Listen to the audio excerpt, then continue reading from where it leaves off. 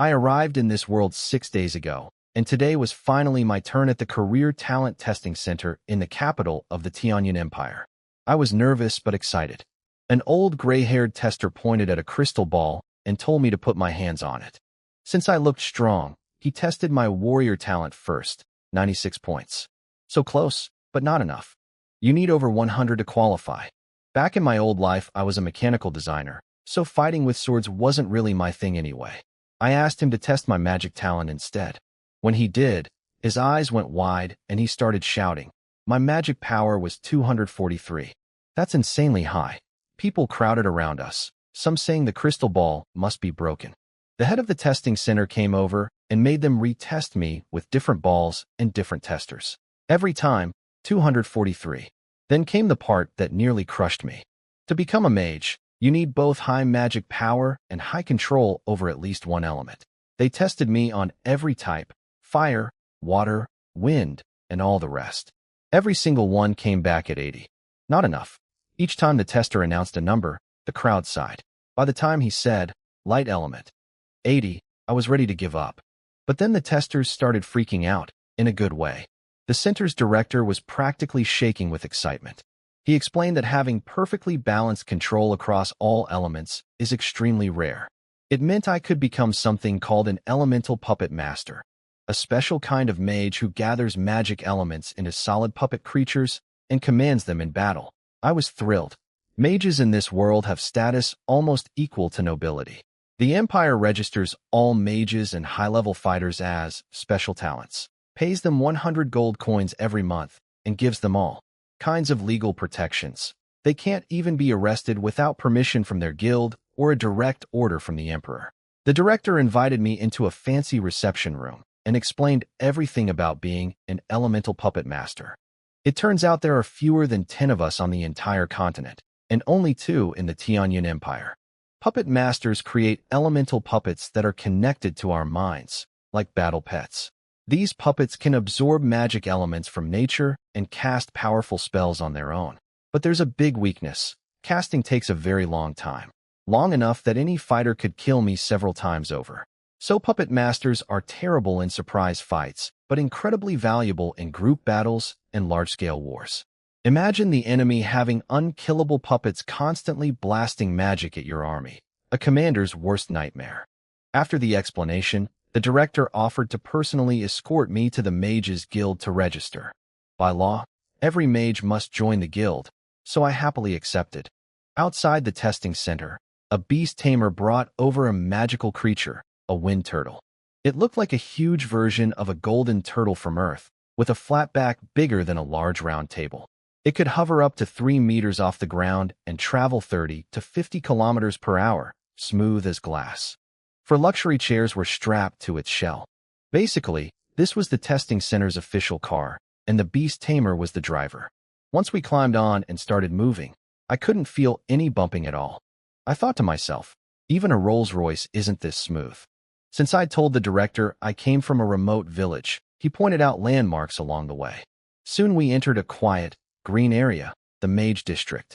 In the distance stood the famous Mage Tower, the tallest building in the capital. It was truly impressive. Then we came across a noisy crowd outside the Light Mage's liaison office. About a dozen people were arguing with guards at the gate.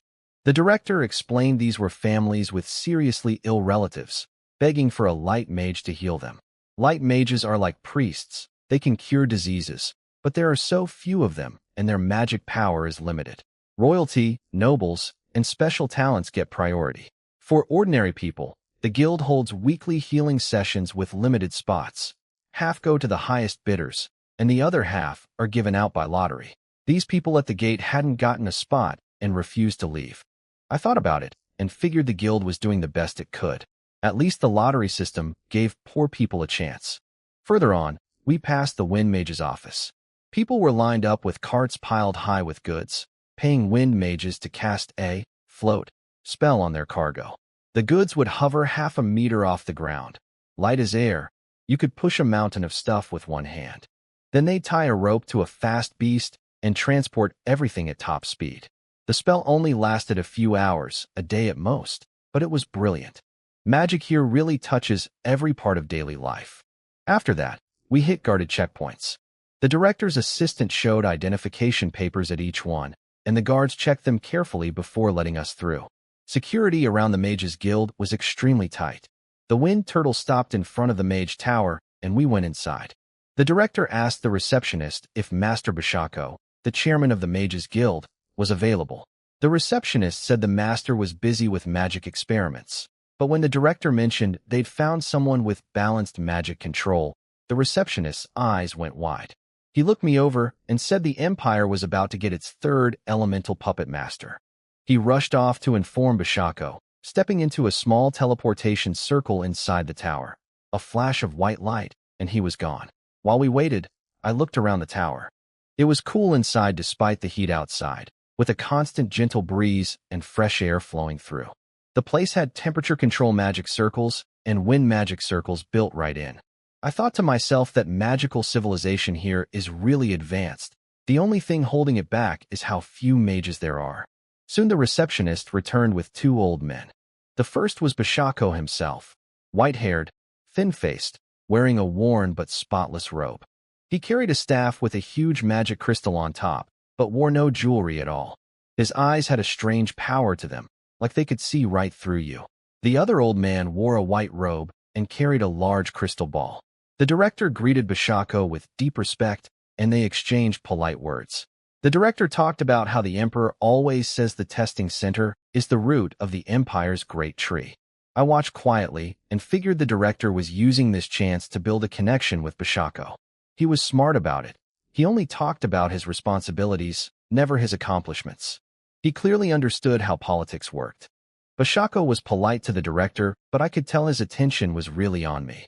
He sent me upstairs to the second floor with the specialist tester for a more precise reading. The results were even more impressive than before. My elemental control values ranged from 79.99 to 80.02, a fluctuation of less than 0.03, and my magic power was 242.86. Even Bashako was surprised. He smiled and gave me some advice.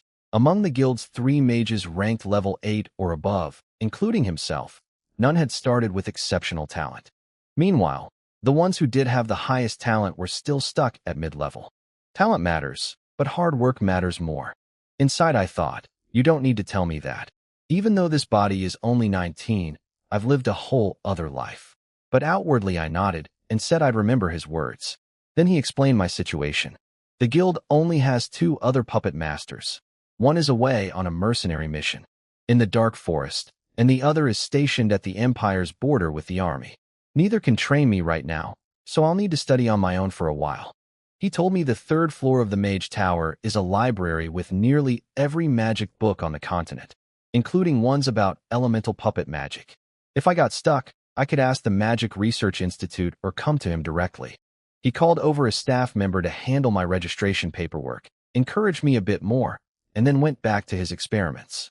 After Bashako left, a staff member named Peter introduced himself. He wasn't a mage, just a clerk assigned to handle special-type mages like me. He told me the Empire currently had 817 special talents total, with 335 mages among them. Only 16 were high-level, 2 were grand mages at level 8, and the chairman alone was level 9. Peter's department covered just 5 people, 1 space mage, 2 puppet masters, and 2 summoners, and none of them were even in the capital. He was basically getting paid to sit around doing nothing, which sounds nice. But he complained about only getting base salary with no bonuses since he wasn't actually serving anyone. He was genuinely happy I showed up. Peter helped me through registration quickly. I got my mage robe and professional badge. He mentioned that the Emperor holds a knighting ceremony once per quarter, and since puppet masters are highly valued in warfare, I'd likely receive an honorary baron title. But that was still 2 months away. The guild gave me a room in the Mage District dormitory and would eventually provide a luxury villa in the capital, plus the 100 gold coins monthly from the government. The rules were relaxed, just 1 week of free service to the guild per year, and the rest of my time was my own. Most mages here are actually scholars who study magic applications rather than fighters. There's also a monthly exchange meeting where mages share knowledge and learn from each other. I like this freedom. Since waking up in this body, I only inherited the language and writing, no other memories from the original owner. I'd woken up soaking wet by a river, wearing basic warrior clothes, and carrying a beautiful jade pendant. So far nobody had recognized me, and I hoped it stayed that way. The dormitory was quiet. Only about 10 mages lived there out of space for hundreds. I borrowed a pile of magic books from the tower's library and started studying. Back in my old life, I was a top mechanical designer. I wasn't great with people, but my technical skills got me to department manager at a well-known company. I had patience for things others found boring. These magic books weren't too hard for me. Years of formal education gave me strong logical and abstract thinking skills, so I picked up the basics fast. Using elemental puppets in battle requires 2 steps. First, make a puppet seed in advance. Second, cast the puppet spell when battle starts. The seed quality matters a lot. Better seeds make puppets that last longer and are harder to destroy. After about 10 days of meditation training, I tried making my first puppet. The materials were simple: rubber tree sap, which is cheap and common, and a magic beast crystal core, which is expensive because hunters risk their lives to get them. I bought 5 level 1 cores from magic item shops. Each cost 1 gold and 50 silver, so 7.5 gold total, nearly a common person's monthly income. Back in my room, I crushed a small water element crystal core into powder, mixed it with some tree sap, and kneaded it like dough until it became stretchy and flexible. Then I held the little ball in my hands, chanted the spell, and channeled my magic power into it. The ball glowed faint blue. That meant the puppet seed was successfully made. Since it was a water element seed, it could only become a water puppet. I took it to Moon Shadow Lake in the Mage District, where water elements were abundant. I held the seed, cleared my mind, and began chanting. I'd memorized the long spell perfectly, fast but precise. The ball started glowing blue, then floated up from my hands, losing its solid form and becoming a shifting blob of blue light.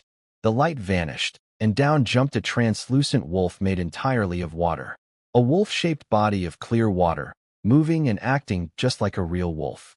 After the water wolf appeared, I collapsed onto the grass by the lake, completely drained of magic power. The wolf howled once, ran over to me, circled me twice, then bounced around the lakeside. When I had no commands for it, it just played nearby on its own.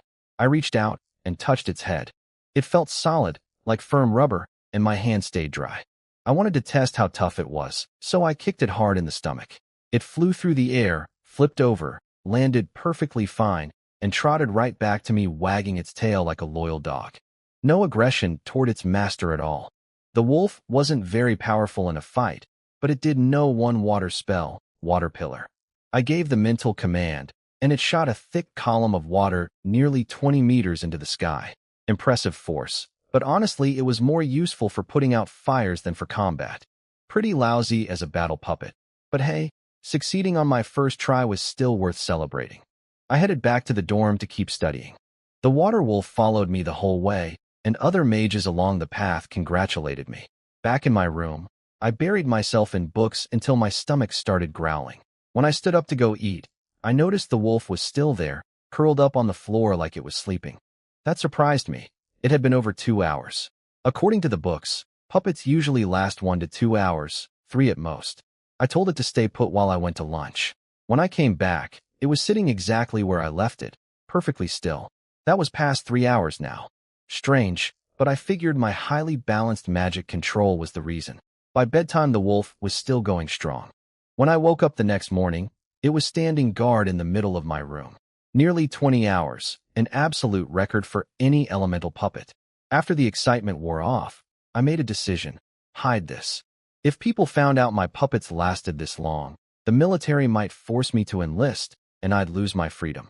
Living in the dorm made it too risky. Someone would eventually notice. Better to move to the villa the guild gave me.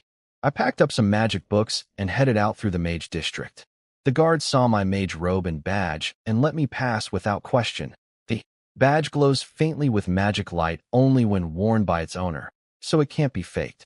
On the way, I stopped by the Wind Mage's office and greeted Brown, a wind mage who'd previously helped me with spell pronunciation. He noticed my water wolf and was impressed I could already make puppets. I asked him for a favor, to help me test the wolf's resistance to physical damage. A merchant caravan was there getting their goods enchanted with float spells. One of their items was a massive iron cabinet nearly the size of a shipping container, full of weapons that wouldn't break from a fall. Brown cast float on it, lifted the huge thing with one hand, and tossed it into the air where it drifted up like a feather. Everyone stepped back. I sent the water wolf underneath it. When the cabinet reached about 4 meters high, Brown canceled the spell, and the enormous iron box came crashing straight down. After the dust cleared, everyone gathered around. Brown cast float again so the merchants could move the iron cabinet off my wolf. It was completely flattened, thin as a sheet of paper against the ground. People whispered that it was obviously destroyed. But then someone crouched down to touch it, and suddenly the wolf's head popped back up with a loud pop. The guy screamed and scrambled away. The rest of the body was still flat, but then the whole thing inflated like a balloon, and the wolf stood up, shook itself off, let out a long howl, and trotted back to me like nothing happened. Everyone was stunned. It reminded me of a scene from the movie, The Mask. I wanted to test more, so I asked a mid-level warrior from the caravan to stab it with his sword. He thrust his blade straight through the wolf's head with fighting energy behind it. The sword went in, came out the other side, and the wolf was perfectly fine. Just a few drops of water on the blade. As the saying goes, you can't cut water. The warrior looked shaken. He realized that even if this wolf stood still and let him attack forever, he could never kill it. Satisfied with the results, I left the mage district and waited for a taxi. Beast tamers driving wind turtles that carry passengers around the capital. The main roads were full of magical creatures, giant lizard things that served as buses carrying a dozen people, blazing fast storm horses, and slow but incredibly strong three-horned oxen pulling heavy carts. Wind turtles were the smoothest ride, so they were the luxury option. One pulled up within 2 minutes. The driver noticed my water wolf wasn't climbing aboard, but I told him not to worry about it. The wolf simply ran alongside us, keeping up easily at the turtle's speed. Puppets can always sense their master's location, even from thousands of miles away. We arrived at the Golden Water Lake Villa District, a beautiful neighborhood of Roman-style mansions surrounding a big lake, with green trees reflected in the calm water. My villa sat right on the lakeshore. It was a 3-story tower building with gardens, a bathhouse, and luxury facilities everywhere. There was even a special mage study, a magic laboratory, and a huge underground practice hall protected by 3 layers of magical barriers for training mid- and low-level attack spells. I explored every room with excitement. Bright, spacious halls, fine leather sofas, an artistic spiral staircase, polished wooden floors, crystal chandeliers. The master bedroom had a temperature control magic circle built in, though it wasn't active yet because no crystal core had been placed in it. The bed was ridiculously large and bouncy, with fresh bedding neatly folded. Finally, I went to the large bath. I wanted to swim, but the water needed changing first. I gave a mental command, and the wolf jumped in, ran across the water surface like solid ground, dove to the bottom, pulled open the drain cover, and let the old water flow out. Then it jumped back up and cast water pillar at full power, a stream as thick as a barrel, pouring pure, clean water generated from water elements, completely free of impurities. The pool filled up quickly. After a nice swim, I climbed out. Before I even had to think about it, the wolf had already fetched me a clean towel and a fresh set of clothes from the wardrobe. While getting dressed, I had a realization. Watching the wolf awkwardly carry clothes in its mouth made me see the problem with animal-shaped puppets. If I wanted one to clean the house or cook, a wolf just couldn't do those things. Human-shaped puppets would be far better. They can perform complex movements, and in combat they could mimic warrior or archer fighting styles. I decided to focus mainly on humanoid puppets from now on. My next goal was making a combat-ready humanoid fire puppet, which required a level 2 crystal core. Those cost over 10 gold coins each. Being a puppet master is an incredibly expensive profession. No wonder every mage in the guild complains about being poor. I used to think they were faking it, but now I understood. The 100 gold monthly stipend sounds like a lot, about 10 times what ordinary people earn, but high-level magic materials and equipment cost a fortune. I bought a level 2 fire crystal core, which dropped my savings to 60 gold with half the month still to go. Then I failed twice making the puppet seed, burning through more gold. On my 3rd attempt, I finally succeeded. And right at that moment, my water wolf finally dissolved. I calculated it had lasted a full 2 days and 2 nights. I created the fire puppet in my villa's underground practice hall. It was human-shaped, about the same height as a real person, with red flames burning on top of its head. A level 2 fire puppet could cast fireballs continuously, giving it serious attack power. I also found fun, everyday uses for it. I had it dip into the bath for 5 seconds, and the cold water became a hot spring. When cooking, it could hold the pan, and I could control the heat however I wanted. With only 30 gold coins left, I could survive until next month's payment, but couldn't afford more experiments. I needed to earn money, so I headed to the mercenary district. The mercenary guild was huge, with different halls for different mission types. The place was packed with mercenaries, adventure teams, and bounty hunters looking for work. Missions came in 3 tiers: high-danger missions with big payouts that only registered mercenary groups could take, medium missions for small adventure teams, and easy solo missions with low rewards. I didn't want to join a mercenary group yet, so I browsed the bounty hunter section first. The jobs were doable, but only paid a few gold coins, not worth my time.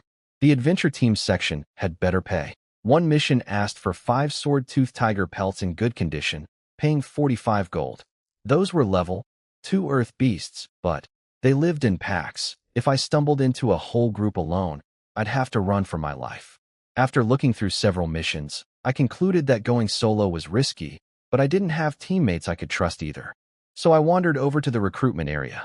It was like a noisy marketplace, packed with warriors of different races, big beast men, stocky dwarves, all shouting over each other, looking for teammates or advertising their mercenary groups. A middle-aged man in thief gear approached me, a recruiter from the Breeze Mercenary Group, one of the Empire's top 10. He offered me a position, but I politely declined. I wasn't interested in joining any group permanently. As I walked around the recruitment area, 3 more big-name mercenary groups tried to recruit me. I turned them all down. I just wanted to earn some extra money for my magic research. Then a young woman in high-level warrior armor walked up to me, and I froze. She was stunningly beautiful. Bright eyes like stars, perfect features, snow-white skin, and a fitted pink combat outfit that showed off an athletic figure. She carried herself with both grace and strength. She introduced herself as Lucci, captain of the Rose Mercenary Group, a level 5 warrior who'd recently been promoted to high rank. She asked if I'd be interested in a temporary partnership, working together on a few missions without me joining her group permanently. That was exactly what I wanted. We went to a quiet room in a tavern near the guild to talk, along with her maidservant. I introduced myself as a level 2 elemental puppet master. She'd never heard of the profession, which wasn't surprising since there are only 3 of us in the whole empire.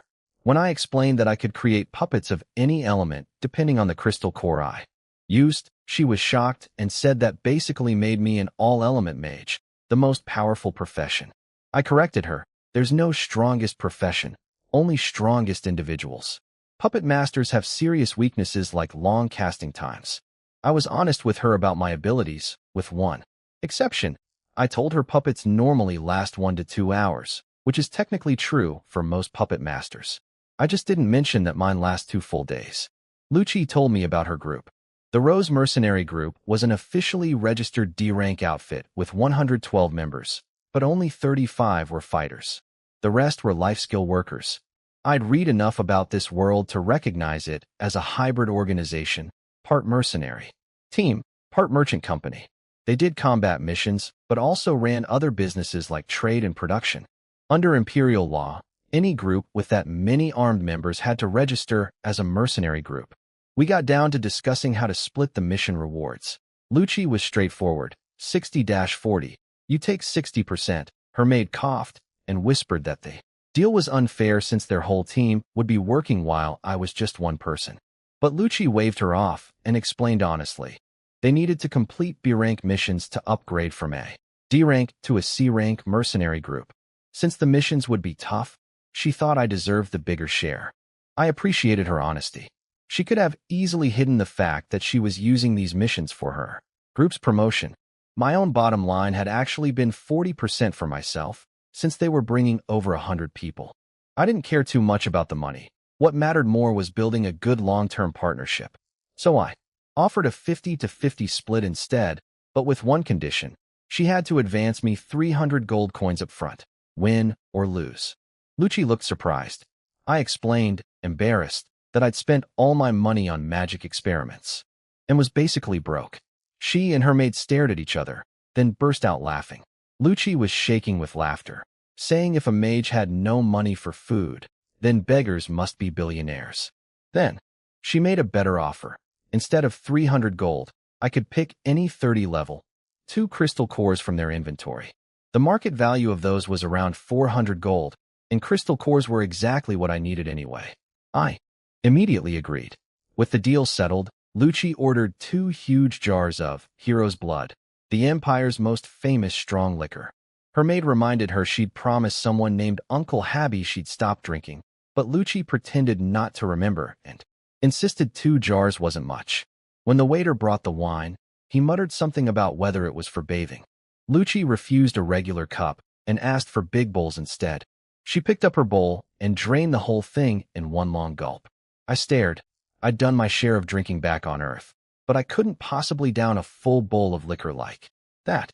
I started making excuses about mages having weak bodies, but before I could finish, she grabbed my bowl too and drank it down. Then the waiter refilled both bowls and she did it again, drinking hers and then snatching mine.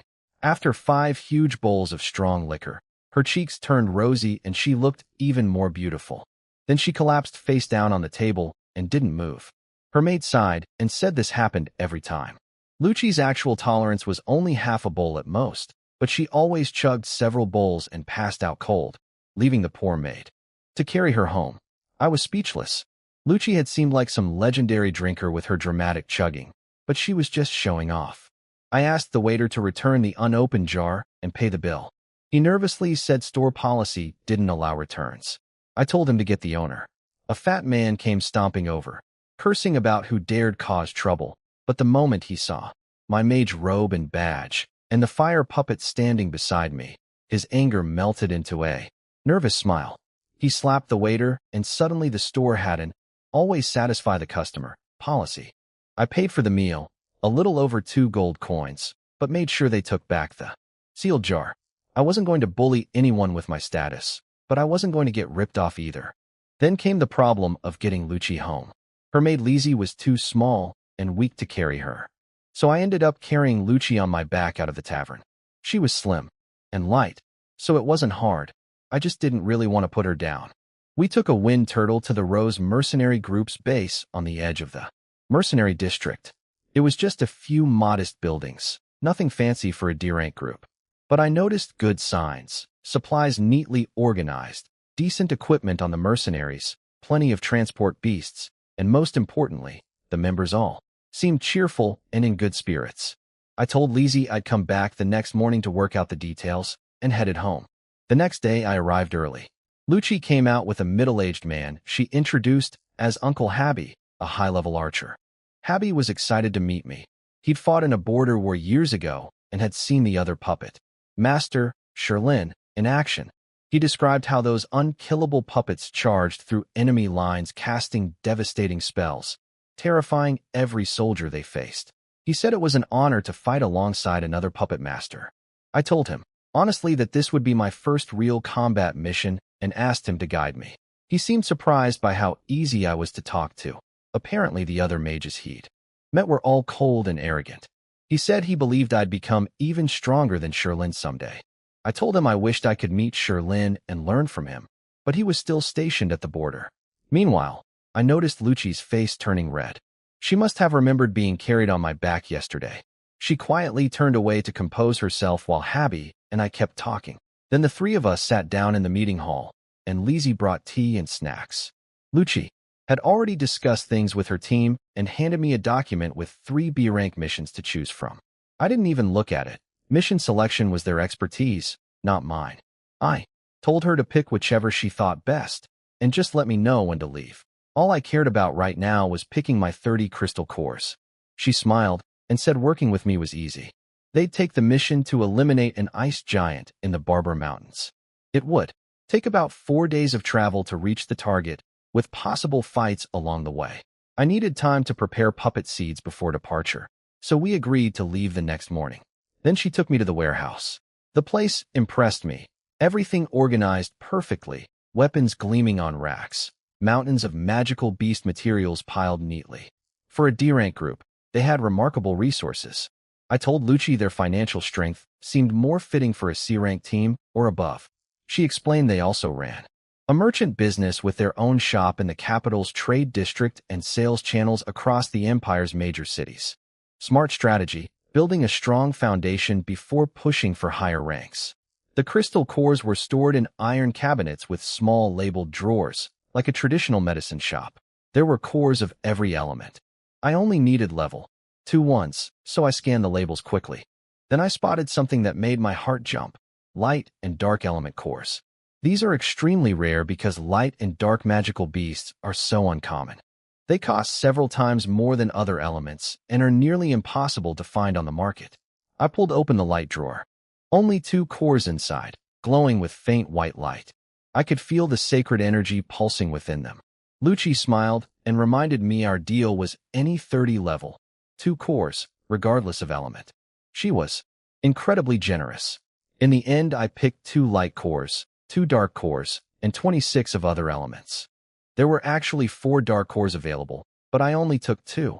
I didn't want to take too much advantage of them since I was hoping for a long-term partnership. Even so, the total value of these 30 cores far exceeded what I'd originally expected. I headed home to my villa and started making puppet seeds right away. With 4 attempts under my belt, 2 successes, 2 failures, I'd started figuring out the tricks of making puppet seeds. Grind the crystal core into the finest possible powder, use the right amount of tree sap, knead longer, and make sure the dough is both sticky and elastic. I worked in my villa's magic lab, which had a soundproof barrier for perfect quiet. After meditating to reach a calm state where I could feel the magic elements clearly, I began making seeds one after another, carefully recording the sap measurements and my observations after each one. Out of 30 crystal cores, I successfully made 19 seeds. 11 were wasted, including 1 precious light core. The final count: 1 light, 2 dark, 10 fire, 3 earth, 2 wind, and 1 water. I deliberately picked more fire cores since we were going after an ice giant. I packed the seeds carefully in a sectioned box, ate lunch, took a short nap, reviewed some famous mercenary adventure handbooks, prepared my personal supplies, and went to bed early. The next morning I arrived at the Rose mercenary group's base thinking I was early, but everyone was already nearly finished preparing. Lucci had expected me to show up unprepared for my first mission, but when she saw my stuffed backpack, she realized she'd underestimated me. The team heading out was about 40 people. 10 were life skill workers, a pharmacist for treating injuries, dwarf miners, and gatherers who'd collect rare minerals and resources along the way to sell later. That was another smart revenue stream for the group. The remaining 30+ were fighters, nearly all of the Rose group's combat strength. They were going all in on this mission. They also brought 2 wind turtles, including an evolved one. Normally wind turtles are level 3 beasts, but this one had mutated and broken through to level 4, twice the size, 10 times the carrying capacity, and able to hover higher. Having an evolved beast made me reassess the group's true strength. Uncle Habby clearly had talent beyond just archery. He was sharp at management and business, too. Most fighters rode horses while I sat on a wind turtle with the support staff. We left through the capital's southwest gate and headed toward the Barber Mountains. Along the way I enjoyed the unfamiliar scenery, villages, farms where farmers used magical beasts to help with field work. It had only been about 20 days since I arrived in this world, and everything still felt new. By evening, we reached the outer edge of the mountains, still in safe territory. The team set up camp in a sheltered valley with impressive efficiency. Tents up, wild magical beasts hunted, and roasted over fires, night watch shifts assigned, all without Lucci or Habby needing to give a single order. I got my own private tent since I was a guest. I could hear distant beast howls in the night, but I slept soundly, trusting this experienced team to keep us safe. The next day, the life skill workers stayed behind to gather resources while we fighters pushed forward on foot. The forest was too dense for wind turtles, so I rode a deer-like magical beast instead. We ran into some level 2 beasts along the way, but the mercenaries handled them quickly. I wanted to fight, but didn't want to waste puppet seeds on weak enemies. By the third day, we were deep in the Barber Mountains, facing level 3 beasts. Battles were constant, but impressively, only one mercenary got a minor injury. Their individual skills weren't extraordinary, but their teamwork was flawless. That night, Lucci posted extra guards.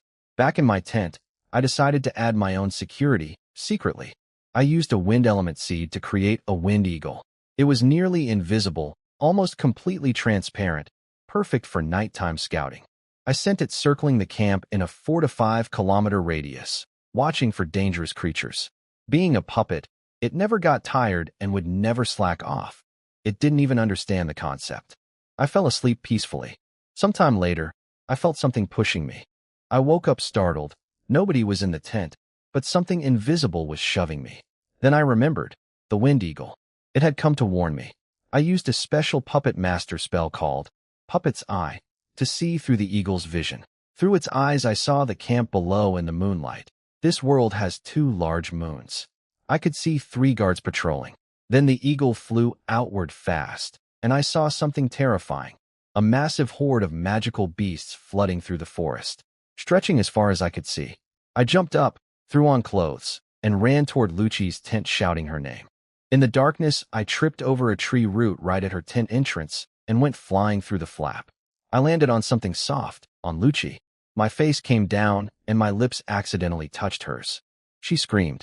I pushed myself up immediately, trying to explain. She was furious, thinking I was attacking her. I blurted out that magical beasts were coming, and I'd tripped trying to warn her. The moment she heard, beast attack, she snapped into combat mode and asked why the night. Guards hadn't sounded any alarm. The guards came running when they heard me shouting and Lucci screaming. They said they hadn't detected any beasts. Lucci didn't believe me either. She thought I was just a pervert making excuses. I insisted firmly that a huge group was coming from several directions, just still far away. She asked how I could possibly know. I simply said, I'm a mage. That was enough. In this world, mages are mysterious and powerful, and people accept they have abilities beyond normal understanding. Lucci blew a sharp whistle and shouted for everyone to get ready. The mercenaries woke up and armed themselves in under 30 seconds. Impressive discipline. She sent a mid-level thief named Isekai'd to scout ahead, then asked me what kind of beasts I'd seen. I couldn't name them, so I described them. Huge bodies, yellow and white fur, long fangs, and a horn on their heads. Sword-toothed tigers, the mercenaries gasped. Lucci's face turned serious. She ordered everyone into the trees. The thieves climbed up first and dropped ropes for the rest of us. I scrambled up too, though I knew even these massive trees might not protect us. I'd seen level 3 beasts knock down big trees during the day. I asked an archer nearby if sword-toothed tigers were dangerous. He looked at me like I was crazy for not knowing. He explained their level 2 earth beasts, not individually strong, but they always travel in groups of at least dozens or hundreds. Then the scout came sprinting back. Sword-toothed tigers, tens of thousands of them. They're everywhere, impossible to count. Lucci told everyone to stay hidden and silent. I suggested we retreat immediately, but she shook her head. It was already too late. If we'd had just a little more warning, maybe we could have escaped. Now all we could do was hope they'd pass without noticing us. The ground started trembling. A sound like rolling thunder grew louder. In the moonlight, a flood of yellow and white bodies poured across the landscape, swallowing the earth.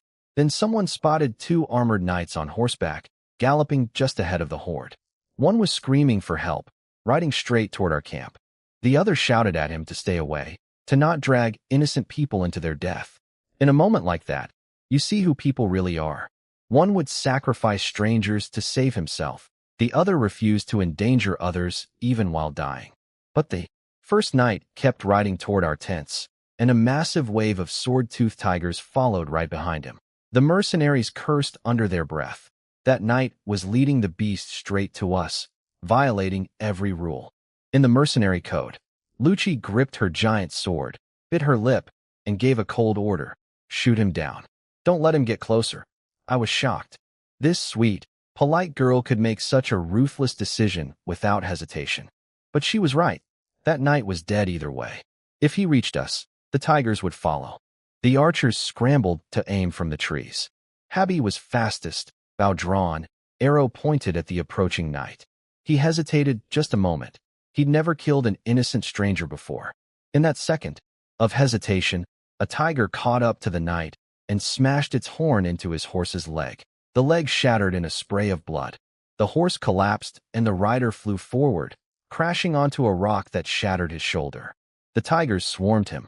He screamed as they tore at him from every direction. Within 20 seconds it was over. Nothing left but a pool of blood and broken armor. Not even a bone remained. The second knight was clearly skilled. His spear blazed with red fighting energy, keeping the tigers at bay as they surrounded him.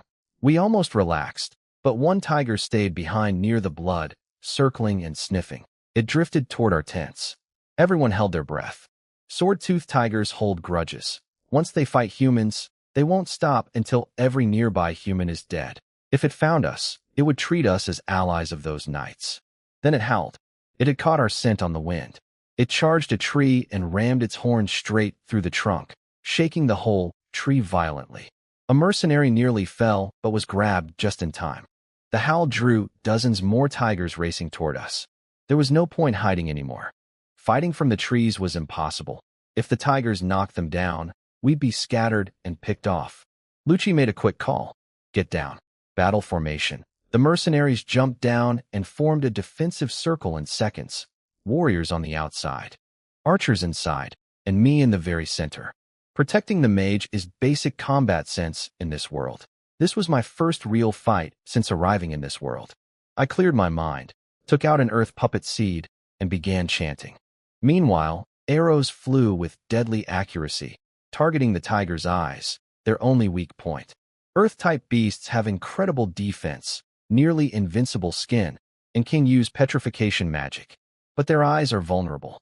The first tigers hit by arrows stumbled and tripped the ones behind them, slowing the charge.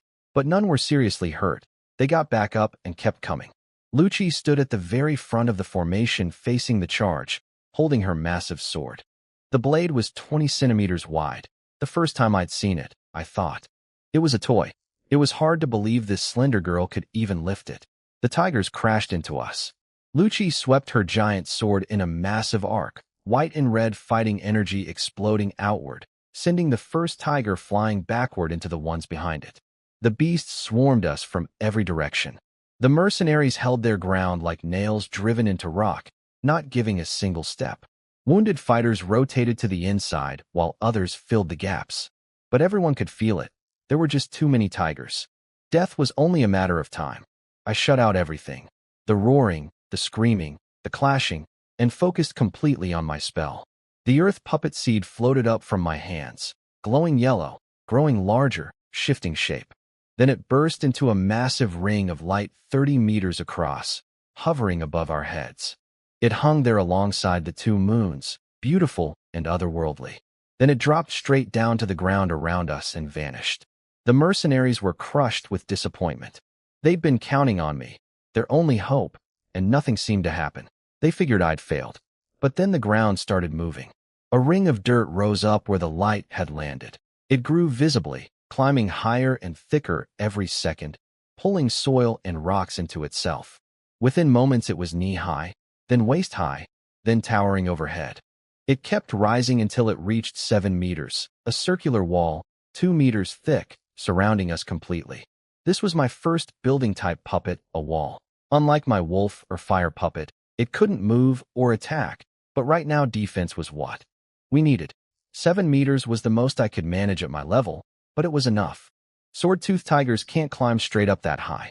With the wall sealing us in, the few dozen tigers trapped inside were now a manageable fight.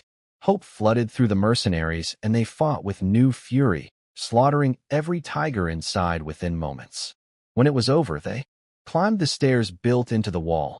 It had everything a real castle wall would have, including arrow slots and battlements. Just no gate or watchtower.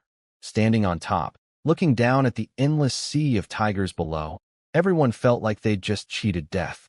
Then someone spotted the second knight from earlier, still alive, about 40 meters away, fighting desperately with his spear. He was drenched in blood, but slowly working his way toward our wall. He was tough, and smart enough to know that joining forces was everyone's best chance. Lucci looked at him, then turned to us. Get a rope ready. I'm going to save him. Before anyone could stop her, she wrapped herself in blazing fighting energy and leaped off the wall straight into the mass of tigers below. Don't. Come back. The mercenaries screamed, but she was already gone. Lucci leaped down and split the first tiger's skull clean in half with one devastating strike. Her sword technique was simple, just basic cuts, thrusts, and sweeps. But every blow carried unbelievable power. She carved through the tigers like a small boat cutting through stormy waves, reaching the surviving knight quickly. He was badly wounded, especially his left thigh where a tiger horn had punched a large hole. She asked if he could hold on. He nodded, and she told him to follow her back. With her clearing the path, they fought their way to the wall. The mercenaries threw down ropes, pulled the knight up first. Then Lucci jumped and flipped herself over the top. It looked effortless, but I could tell she'd burned through most of her fighting energy. I admired her. Minutes ago, she'd ordered a man killed without hesitation to protect her team, and now she'd risked her life to save a stranger once everyone was safe. That told me a lot about who she really was. The knight introduced himself as Tang Ji, a high-level knight. He thanked Lucci with a formal salute. I noticed his name was only 2 characters away from Don Quixote. The mercenaries liked him, too. When the tigers had chased him earlier, he deliberately led them away from us. I noticed the wall had an amazing ability. Damage from the tigers ramming slowly repaired itself. As long as they didn't hit the same spot repeatedly, the dents would fill back in. Lucci spotted this too and visibly relaxed. Everyone looked to me for the next move. I checked the wounded. Nobody was in mortal danger, including Tang Ji. I had a light puppet seed that could heal them all, but I didn't want to reveal how long my puppets last, so I held it back. When Lucci asked what we should do, I said, sleep. She understood. Fighting in daylight was better. She ordered everyone to rest except the night watch. 2 tents had ended up inside the wall, so she gave one to me and one to the wounded. The injured protested and told her to take the tent herself, but she glared at them until they obeyed. I called Lucci, Habi, and Tang Ji into my tent to discuss strategy. I admitted I didn't know much about sword-toothed tigers. Habi explained their level, 2 earth beasts with incredible defense. They can temporarily turn their bodies to stone, making weapons bounce right off. They normally gather in groups of a few hundred. I pointed out there were far more than that now. Lucci agreed. She'd noticed their attacks seemed coordinated, almost like someone was commanding them. She suspected a Tiger King was leading the horde. Tang Ji confirmed it with a bitter laugh. He'd seen the king himself. His C-rank mercenary group had been on a mission when they ran into this swarm. Their captain was killed by the king's horn. His entire group was wiped out. He was the sole survivor. A Tiger King. Habi's voice trembled. Even Lucci went pale. I asked what the big deal was, and Lucci nearly fainted at my ignorance. She explained that a beast king is like an emperor among its species. It commands all others of its kind, has far superior intelligence and strength, and can mutate during battle. A regular sword-toothed tiger is level 2, but a Tiger King fights at level 5 or above. My first thought was, this is a boss. Years of gaming kicked in immediately. Killing a boss means loot. I asked if the king's crystal core was valuable. Tang Ji explained that a beast king is basically a walking treasure chest. Its crystal core has special magical properties that can enhance a mage's staff. Even its fur, claws, teeth, tendons, eyes, bones, and blood are priceless materials that alchemists and enchanters would kill for. Hunting one is like finding a massive treasure hoard. My eyes lit up. I was definitely killing this thing. The others saw it differently. They thought killing the king was their only way out, since sword-toothed tigers hold grudges and would never leave us alone. Tang Ji even offered to go out alone as bait so we could escape, but Habi shut that down. The tigers already considered us all enemies. What they didn't know was that I actually had an easier escape option. I could send my invisible winged eagle with a message to the support team outside the mountains, who could alert the Mages Guild for rescue. But if word got out about a beast king here, every mercenary group on the continent would come swarming for the loot. No way was I sharing this boss. Still, this wasn't a game. There were no respawns. I needed a plan that was 100% safe for everyone. Drawing on my years of gaming experience, I knew the strategy. grind the boss down slowly. You need a tank to absorb hits, a healer to keep the tank alive, and damage dealers to chip away at health. The problems here were that Lucci wasn't quite strong enough to tank the king safely, and there were tens of thousands of minions we couldn't clear first. But there was another classic technique, terrain exploitation, or what gamers call wall glitching. Trap the boss in a spot where you can hit it, but it can't hit you. I used to be an expert at that, and now I had earth puppets that could reshape the terrain. I laid out my plan. Lucci, Habi, and Tangji stared at me in disbelief. Lucci asked if I could really make all the strange puppet constructions I described. I grinned. There's nothing I can't make. Only things you haven't imagined. After they left, I reflected on tonight's fight and noted my biggest mistake. I should have started creating a puppet the moment the mercenaries were assembling, not after the battle began. From now on, if combat was even a possibility, I needed to have a puppet ready immediately. By morning, the original earth wall had been up for 3 hours, so I quietly made a new one to replace it, keeping my secret about puppet duration. I also made a water wolf to provide clean water for everyone to wash up. The mercenaries agreed that having a mage around was incredibly convenient. While Lucci briefed the team on the battle plan, I used puppets eye through my wind eagle to finally spot the Tiger King. Unfortunately, my skill level was too low to watch through the eagle and command ground puppets at the same time, so we'd have to go in person. Then I started creating puppets. First, 2 massive earth centipedes. Each segment was half the size of a room, and their backs were as tall as the wall. Then 2 dark element skeleton soldiers, a light element holy dove, and several more fire, water, and wind puppets, plus 2 rhino beasts for the front line. The holy dove immediately flew to Tangji and bathed him in sacred light. His wounds healed completely in seconds. It moved on to every other injured person. Everyone was back to full fighting condition. I called out, "Move out." The mercenaries split into 2 groups, climbed onto the centipedes' backs, and we advanced. The 2 rhino puppets took point, using their massive horns to bulldoze through the tigers. The centipedes marched side by side while other puppets flanked us, casting spells to push tigers back. Archers on top picked off tigers by shooting their eyes. The centipedes were too tall for the tigers to reach anyone on their backs.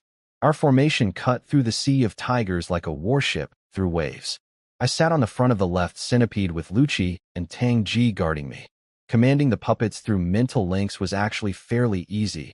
They had enough basic intelligence to carry out my intentions, though I occasionally had to correct one. If a puppet fell behind under heavy attack, I'd pause the formation until it caught up and self-repaired. After about 15 minutes, we spotted the Tiger King. It stood on a tall boulder, 3 times the size of a normal tiger. Its yellow and white fur was perfectly groomed, and its horn glowed faintly. It had a true king's presence. It looked at us approaching, raised its head, and let out a single roar. The shockwave shook leaves off trees and made the mercenaries' ears ring. Birds fled in terror. Every other beast in the area ran. Just one casual roar with that much power. I felt uneasy. Maybe challenging a beast king wasn't so smart after all. No wonder Lucci, Tangji, and Habi had all been terrified last night. After the roar, the tiger hordes split apart, clearing a wide path straight to their king. We were about 400 meters away. I stopped the formation. The king stood on its rock in a cool pose, staring down at us with cold contempt. The regular tigers pulled back to the edges, watching and waiting. Was it sparing its minions from further losses, or was it confident enough to face us alone? Probably the latter. Even from 400 meters away, the 3 of us, Lucci, Tangji, and I, could feel the crushing weight of its presence.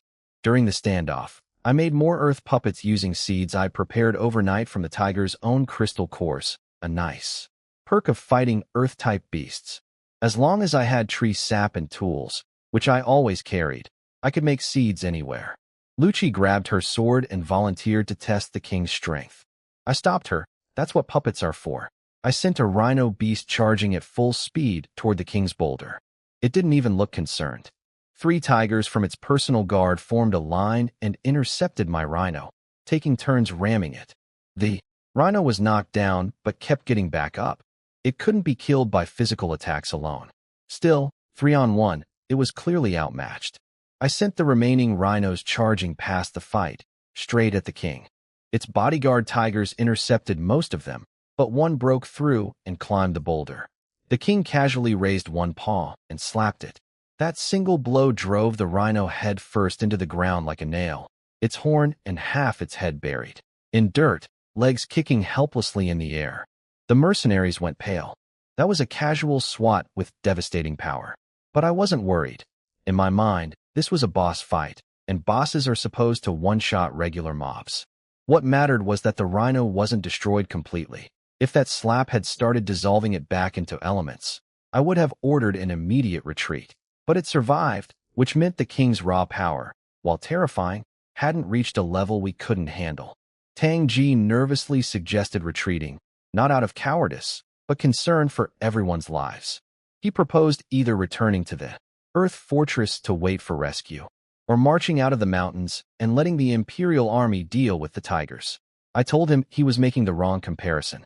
He was measuring each of us individually against the king. What he should be measuring was our team's combined strength. Warriors and earth puppets would pin the king down up close. Archers and fire puppets would attack from range, dark. Puppets would drain its life force with corrosion magic, and the holy dove would constantly heal anyone who got hurt. That last point stunned them. In this world, light mages are so rare and precious that no country puts them on the battlefield. These fighters had never imagined what combat looked like with constant healing support. I stood up and addressed the whole team. You have a holy dove circling above you. Sacred light will protect you at all times. Don't fear getting hurt. Just stay alive long enough for the dove to reach you, and you'll be fully healed. Now hold on tight. We're moving. The two centipedes surged forward at maximum speed, hundreds of legs churning, kicking up a massive dust cloud as our entire formation charged straight at the tiger king. The Tiger King stood on its boulders staring at the sky like a philosopher, completely ignoring us. When our formation reached 20 meters away, I split the two centipedes left and right around the king, then connected them, head to tail, into a giant circle, trapping the king and its bodyguard tigers inside, while locking out the thousands of others. I sent all my earth puppets at the king and shouted, "Attack!" The mercenaries jumped down into the ring to slaughter the bodyguard tigers while the earth puppets swarmed the king. Lucci and Tang Ji stood guard on the outer edge, ready to intercept if the king broke through. My two skeleton puppets each cast life erosion on the king, a dark curse that slowly drains life force. The effect was weak against the king, but devastating on regular tigers. Any tiger hit by it would weaken rapidly and collapse dead within about a minute. Combined with fire, water, and wind puppet attacks, the mercenaries tore through the bodyguard squad. 6 or 7 minutes in, every bodyguard tiger was dead. All attack puppets focused fire on the king, fireballs, ice spikes, wind blades. It was taking real damage, but I stayed alert. I noticed the king occasionally glancing up at me, and I got a bad feeling. I started making an extra earth puppet for personal protection. Then the king unleashed its true power. It roared so loud everyone's ears went numb, and its whole body erupted in yellow light. Every puppet touching it was blown away. Tang Ji charged in from the side with everything he had, his spear tip blazing red with fighting energy aimed at the king's neck. The moment it connected, a massive force knocked him away like a ball, leaving him coughing blood on the ground. Lucci saw the king was heading straight for me and sprinted to intercept, but it was faster. It reached the centipede I was sitting on in a flash. Instead of jumping up to the 6-meter-high back where we stood, it simply rammed straight through the centipede's body, punching a hole clean through it. The impact knocked everyone on top off their feet. Then it turned and rammed again. The centipede broke in half with a thunderous crash, tearing open the encirclement. Everyone on its back, including me, fell through the gap in the broken ring. I crashed hard onto the ground. As I struggled to get up, I heard a low growl right beside me. Through the swirling dust, a mass of yellow light charged straight at me, the Tiger King. Up close, its size was overwhelming, like a mountain bearing down on me. I stared it down, ready to dodge. The king knew I was the real threat and had targeted me specifically. It leaped at me, but my newly made earth puppet charged in from the side and landed a massive punch. It barely deflected the king's trajectory, but that tiny shift was enough. I dove sideways, not fast enough. The king's body clipped my left arm, and it felt like being hit by a speeding truck. I flew several meters and hit the ground. The pain in my arm was so intense I nearly blacked out. A warm beam of holy light washed over me. The dove had used healing on me instantly. The agony vanished, and my arm was mostly restored in seconds. The dove had actually been preparing that spell for Tang-ji, who was badly hurt, but it prioritized me as its master. Before I could stand, the king came at me again. I rolled desperately on the ground, knowing I couldn't escape its claws this time. Then a blazing sword light streaked in. Lucci had arrived just in time. She threw everything into one strike, her giant sword wrapped in red-white fighting energy, aimed straight at the king's vital point. The king had to abandon its attack on me and meet her head-on, driving its horn forward. Her sword collided with the horn. Lucci was blasted backward through the air, spraying blood from her mouth. But the impact weakened the king's yellow aura to almost nothing, and the delay let my earth puppets catch up and surround it again. I scrambled to my feet and started issuing rapid mental commands.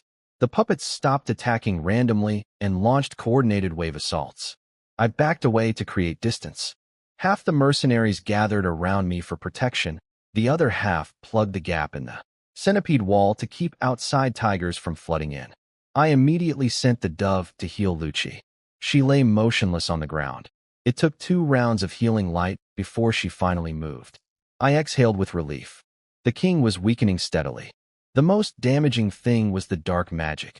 The 2 skeletons had been casting life erosion on it continuously since the start.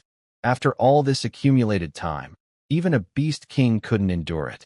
Fire, ice, and wind spells pounded it relentlessly. Lucci and Tang-ji eventually returned to my side, fully healed by the dove. Aside from fatigue and depleted fighting energy, they were in perfect condition. The power of light magic was truly remarkable.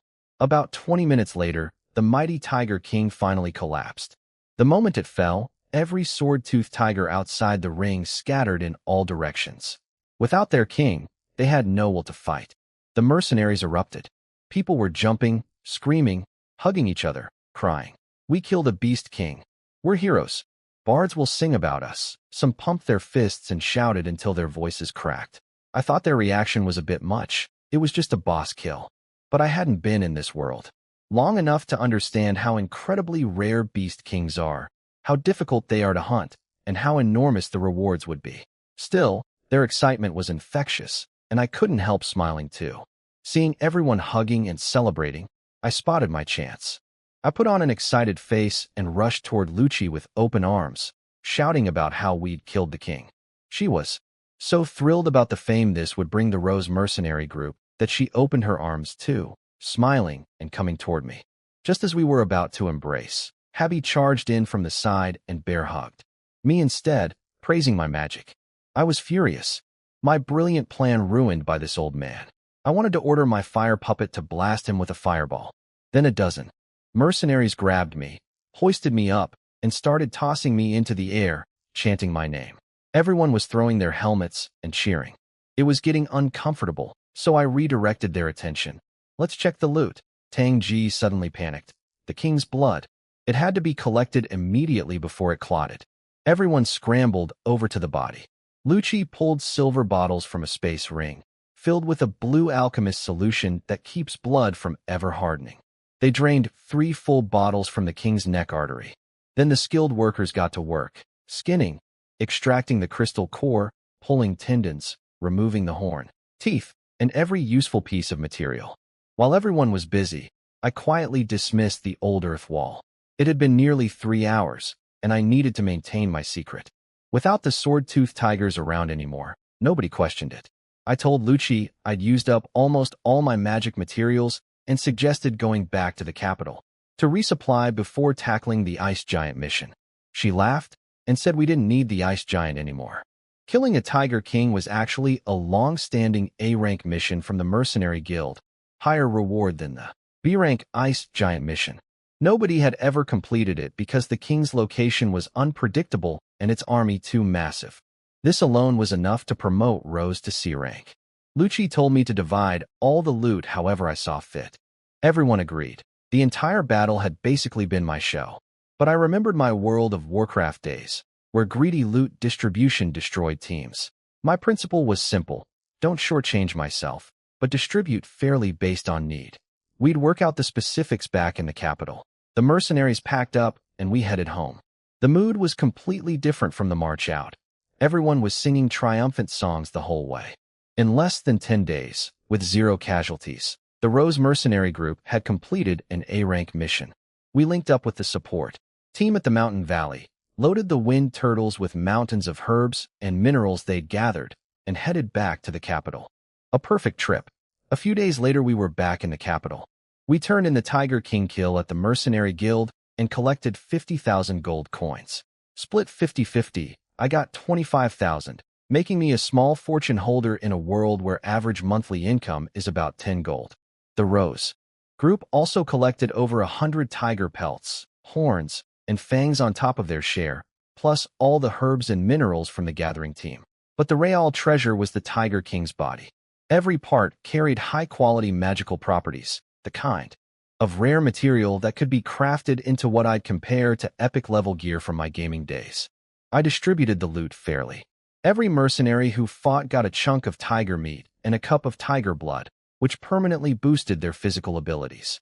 I kept 2 of the 3 bottles of blood for myself. I embedded the king's crystal core into a staff I'd bought. It boosted earth magic by over 50% and other elements by at least 10%. I gave one of the 2 sword fangs to Lucci for her giant sword and kept the other. The horn went to Tang Ji for his spear tip. One of the 3 tendons went to Habi for a bowstring.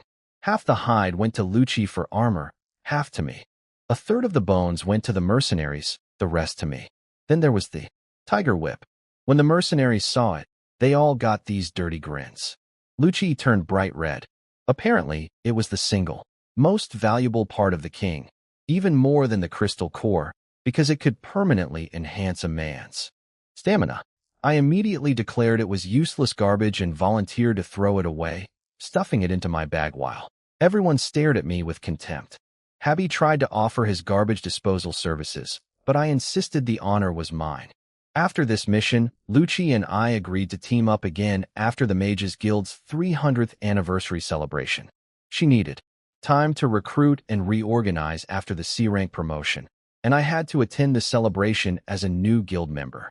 I spent the following weeks on magic research. My biggest advantage over people in this world was my innovative thinking from my previous life. After constantly improving my puppet seed techniques, I pushed my puppet's duration to 5 full days. I hit a wall there and couldn't extend it further, but I was satisfied for now. Other puppet masters average only 2 hours. My ultimate goal was someday creating puppets that never disappear. I spent my gold quickly: a magic staff, crystal cores for experiments, and a space ring for 4,500 gold. The ring had 5 cubic meters of internal storage that I divided into 4 sections, puppet seeds organized by element for quick access, equipment, and my staff, gold coins, and the most important section, active puppets. I discovered something incredible while reading magic books. Space rings can't store living creatures, but puppets aren't alive. They're condensed magic elements. I tested it, and it worked perfectly. I could store ready-made puppets inside and pull them out instantly for combat, with no loss in fighting ability.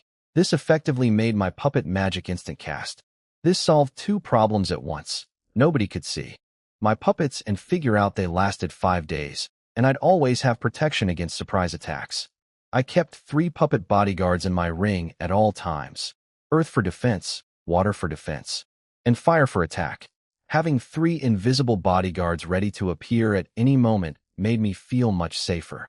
After weeks of non-stop magic research, it was almost time for the Mages Guild 300th anniversary celebration. I decided to take a break and explore the capital for once. With 3 puppet bodyguards stored in my space ring and an invisible wind eagle circling overhead, I finally felt safe enough to go out. Looking around my empty villa, I realized how lonely it was. My puppets handled most chores brilliantly. The earth puppet cleaned better than any vacuum. The water puppet washed and dried clothes perfectly, and the wind puppet trimmed the garden. But they couldn't cook to save their lives, so I'd been ordering meals delivered from restaurants. And puppets can't hold a conversation. I needed real servants. I hailed a wind turtle taxi. The driver was a chatty guy who claimed his turtle was a retired imperial beast that once carried princesses. I doubted that, but he knew the city well. When I told him I wanted high-quality servants, he recommended a place called the famous Servant House on Treasure Street, the most upscale shopping street in the trade district. The place was impressive. A perfectly poised young woman greeted me and brought me straight to a VIP room on the third floor when she saw my mage robes. The owner happened to be there and was thrilled to serve a mage personally. He explained they offered two types of servants. The first were hired help, paid monthly, could be dismissed anytime. The second were slaves, purchased outright, becoming your permanent property. He assured me all their slaves came through legal channels and were officially registered with the Empire. I already knew about the slave system here. About 5% of the Tianyan Empire's population were slaves, mostly prisoners of war or their descendants. Legal slave trading was permitted and regulated by the government. There was also an illegal underground slave market that the Empire officially banned. Those slaves were usually captured elves, demon folk women, and beastmen. Elf women fetched astronomical prices on the black market, and the huge profits drove countless adventurers to form teams specifically to hunt and capture them. The shop owner kept talking, recommending I buy rather than hire because owned servants are far more loyal. He said he had a batch of top-tier female servants who'd just finished training, originally planned for that evening's auction. He offered to show me some before then. He clapped his hands, and 6 young women walked in, moving in perfect unison like trained models. Every step, every arm movement synchronized. They were all stunningly beautiful. The owner explained they were orphan slave children his shop had collected and raised since age 5, trained in etiquette, knowledge, arts, and loyalty. Out of thousands who started training together, only these few survived the selection process to earn the top-tier label. They all turned their hopeful eyes on me. Their fate depended entirely on who bought them, a kind master or a cruel one. I was young, a mage, and didn't seem like someone who'd mistreat them, so they all wanted to be chosen. I couldn't decide based on looks alone since they were all equally gorgeous. So I borrowed an idea from my previous life. I wrote up an exam, mixing questions from civil service tests and corporate hiring assessments. I gave them 2 hours to answer independently. When I graded the papers, one girl named Dana scored far above the rest. The owner wasn't surprised. His training department had already identified her as the best overall. I felt sorry watching the other 5 leave with disappointed faces. They were all orphans who'd trained there, whole lives just to serve someone, and the ones not selected would likely end up in far worse places. But that was the reality of this world, and nobody, not even the Emperor, could change it.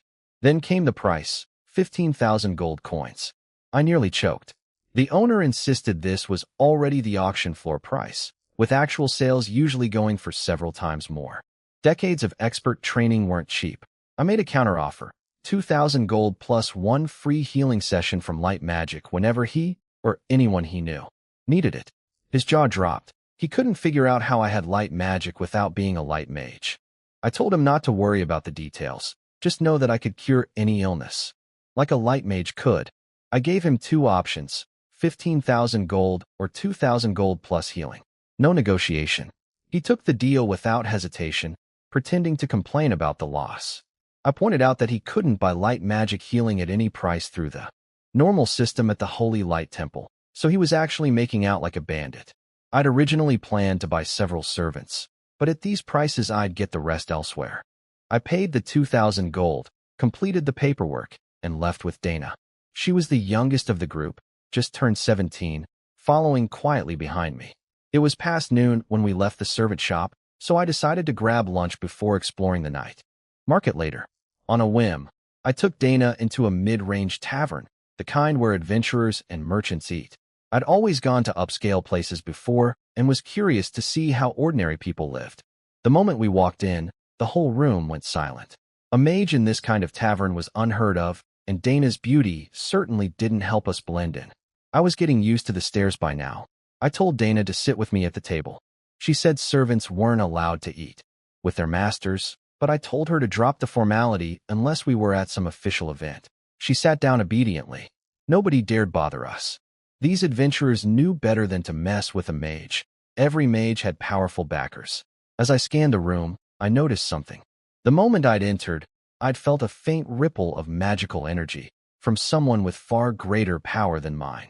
It vanished instantly, meaning whoever it was had deliberately hidden their presence. Only someone much more skilled than me could suppress it so completely. I couldn't detect the magic anymore, but I could still read people. In the corner sat an old man with several warriors. The old man had the bearing of someone used to authority. And those warriors, they were dressed in mid-level gear, but I'd learned some tricks from Habi about judging a fighter's true level. Every one of them was at least level 5, the same rank as Lucci and Tangji. That many elite fighters gathered together, and trying to hide their identities meant they were up to something big. Only a top mercenary group or a powerful noble house could assemble that kind of force. I noticed Dana had already spotted the old man too. Smart girl, she'd survived years of cutthroat competition among thousands of trainees.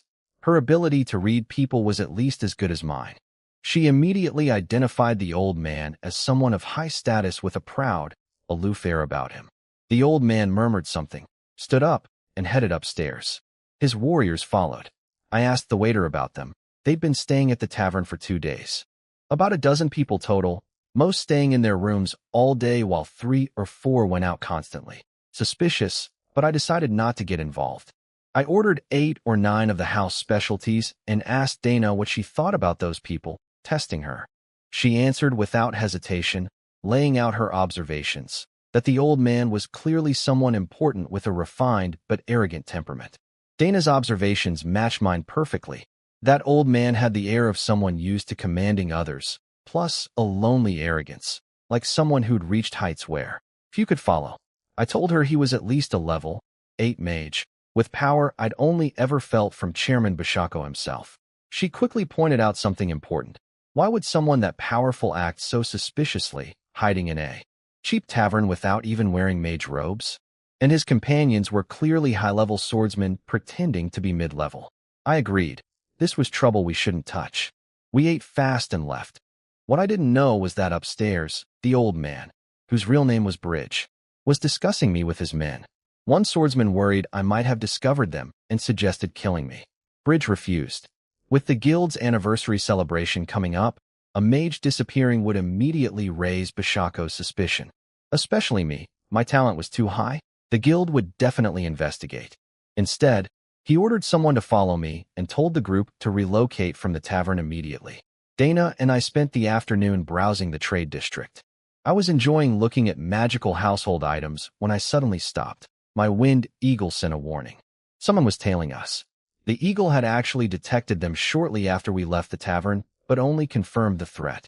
Now, I cursed its slowness, though honestly, for a puppet made with beginner-level magic. Recognizing a high-level stalker at all was remarkable. I told Dana quietly not to look back. Then I put my arm around her waist. And we walked like a couple, common enough on these streets that nobody would think twice. She stiffened for a second, then relaxed, blushing slightly. I whispered that I needed to close my eyes and cast a spell, and she'd have to guide me while walking so the followers wouldn't notice anything strange. She understood immediately. I pressed close to her, caught the scent of her hair, had to force myself to focus, then closed my eyes and activated Puppet's Eye. Through the eagle's eyes I could see everything below, but the moment I tried walking while seeing from high above, I stumbled. It felt like standing on a cliff edge. Dana caught me before I fell. I opened my eyes, breaking the spell. I'd need to practice this. Being able to walk while using aerial vision was essential. But for now, I could only use it while standing still. Standing frozen on a busy street would look suspicious to my followers. So I came up with a cover. I pulled Dana close, wrapped my arms around her waist, and leaned in for a kiss. Nobody questions a couple kissing on the street. I closed my eyes and activated Puppet's Eye just before my lips reached hers. My vision switched to the eagle's aerial view. Eagle's sight is incredible, not like human eyes at all. It can focus on multiple targets simultaneously with perfect detail across a wide area. I quickly identified 3 people tracking us. 2 behind, 1 ahead, a classic sandwich formation at long range. They were professionals.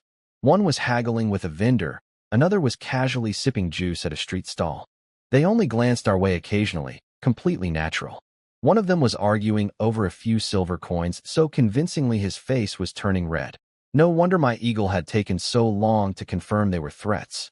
Meanwhile, Dana had turned her head slightly when I leaned in, so my first kiss landed on her cheek. I adjusted without opening my eyes, kissed her nose, then found her lips. She tensed up, her breathing quickened, and I could feel warm breath on my face. I was simultaneously monitoring 3 surveillance targets from the sky and kissing a beautiful girl. Multitasking at its finest. When I finally opened my eyes, I'd memorized the surrounding streets and formed an escape plan. I asked Dana if she could drive a horse cart. She could. Her training had covered riding, driving, and handling gentle beasts. I told her to buy paper and ink from a nearby shop, then buy a waiting passenger cart outright. I whispered the rest of the plan in her ear and handed her a fistful of gold coins. She moved fast. She snatched the driver's whip, shoved all the coins into his hands, told him her master was buying his cart, jumped up, and drove off before he could react. He stared at the gold, enough to buy 3 carts, and hurried away before she could change her mind. Dana pulled up beside me and stopped. I jumped into the cart before it fully stopped and ducked inside. Go? Turn left at the intersection ahead. Dana cracked the whip, and we took off at full speed. Inside the carriage, I closed the curtains, pulled out a wind puppet seed from my space ring, and quickly made another wind eagle. I also scribbled a note and had the eagle grip it in its talons. Then I used Puppet's Eye to check on the trackers. One was heading back to report, while the other 2 had activated a high-level thief skill, called Stealth, and were chasing us across the rooftops, their bodies reduced to faint shadows. Ordinary people would never spot them, but Eagle Vision missed nothing. When we turned a corner and a tall building blocked their line of sight, I threw open the carriage door and the new eagle shot out, rocketing skyward toward the Rose Mercenary Group's base with my message for Lucci. My plan wasn't just to escape. I wanted to capture these people and find out who sent them and why. I hadn't offended any major power since arriving in this world. The trackers started following me right after the tavern, so that mysterious old mage must have ordered it. But why? Since arriving here, I'd never felt truly safe. I'd seen adventurers kill each other in broad daylight on the streets, and the city guard was probably too weak to catch skilled fighters. That insecurity drove me to study magic obsessively and avoid making enemies. But trouble had found me anyway. Maybe it was time to join a noble house's power network. This world runs on alliances between strong fighters and wealthy nobles. They need each other. Going it alone was getting dangerous. Simply losing these trackers would only delay the problem. I needed to catch them and find out who was behind this. But I couldn't do it alone. I needed the Rose Mercenary Group's help. The Wind Eagle carrying my note was incredibly fast, streaking across the capital like lightning. Through Puppet's Eye, I watched it reach the base and dive down. Lucci, Habi, and Tangji, who had officially joined the Rose Group after his old team was wiped out, were in a meeting with their squad leaders. The eagle smashed through a window, and its wind blade magic shredded the wooden frame and plastic-like panels into tiny pieces that hung suspended in the air before raining down as dust. The mercenaries inside recognized the wind blade effect from our battle together and shouted its name. Lucci and Tang Ji jumped to their feet, faces tense, sensing the powerful burst of wind energy. The mercenaries grabbed their weapons, thinking they were under attack. Then someone spotted the nearly invisible wind eagle and realized it was from me. The tension dissolved instantly. Lucci picked up the note from the table. Through Puppet's Eye, confirmed she'd received my message, then switched my vision to the eagle still circling above me. The 2 trackers were still following in stealth mode. I directed Dana toward the mercenary district. She drove expertly through the capital's main roads. About 20 minutes later, we reached the area near the Rose Mercenary Group's base. I had Dana steer into a narrow, winding alley. The trackers followed. After a few turns, they found the cart stopped. I was standing there, smiling at them. "It's a trap. Retreat," the lead tracker shouted. They'd been confident the whole time. Even if their cover was blown, they trusted their escape skills. But they'd been unlucky. My Wind Eagle was like having a spy satellite overhead. Their stealth techniques were useless against Eagle Vision. They split up. The first one leaped for the rooftops, and Lucci was waiting there. Her giant sword, now enhanced with the Tiger King's Fong, came crashing down. He blocked with his dagger, but the blade snapped in two. Her sword tip ended up at his throat. One move, done. The second tracker ran for the alley exit, where Tang Ji stood blocking the way. Spear pointed forward, stiff as a flagpole. True to his knightly honor, he formally challenged the man to a duel. The tracker wasn't stupid enough to accept. Instead, he spun around and charged straight at me, the defenseless mage. Classic thinking. Mages are weak up close, long casting times, easy to grab. Take me hostage and use me as leverage. What he didn't know was that I'm not a normal mage. In the blink of an eye, 3 figures appeared around me, pulled straight from my space ring. The first wore a fiery red robe, skin glowing red, flames burning on its head, my fire puppet. The second wore a water blue robe, with a translucent body that looked like it was made of clear water. I designed this one with a woman's form, delicate features, slender build. There's an old saying that women are made of water, so I figured water should be made into a woman. The third was a massive man, 2.5 meters tall, wearing nothing but shorts. Every muscle on his body was clearly defined, chest, abs, arms, back, but the surface had the texture of stone. If he weren't moving, you'd swear he was a statue. My earth puppet, the ultimate bodyguard. The tracker had never seen anything like my 3 puppets. The stone-muscled earth puppet, standing in front of me like a mountain wall, clearly shook him. But he had no choice. If he stopped, Tang Ji would catch up from behind. My fire puppet flicked its hand and launched a fireball at his feet. I didn't want to kill him, just stop him. The explosion sent a blast of hot air that forced him back several steps. But this guy was fearless. He charged through the heat wave and kept coming. Then my wind eagle struck from above with wind blades. He dodged partially, but the attack shredded his left sleeve and covered his entire arm in a web of bleeding cuts. He backed against the alley wall, face twisted in pain but refusing to scream. Then I saw his expression change to something hopeless, and he began whispering a strange chant. I recognized what was happening a moment too late. Wait, don't. But he finished the incantation and went still against the wall. Dead. He'd killed himself with some kind of suicide spell. Up on the roof, the other tracker heard his partner's chant and did the same thing. Lucci had her sword at his throat the entire time. She thought he might be casting an attack spell and braced herself, but instead he simply collapsed. When she checked, he was already dead. I sighed. These people were trained to die rather than be captured. That told me a lot about whoever sent them. This was a serious, professional organization. I told everyone we needed to leave before the city guard showed up. Lucci and Tang Ji loaded the 2 bodies into the cart. My water puppet walked over to the pool of blood on the ground, blasted it with a water jet, sucked up the diluted blood water, and sent it down a drain, then rinsed and dried the spot completely. Not a trace left, just a faint smell of blood in the air.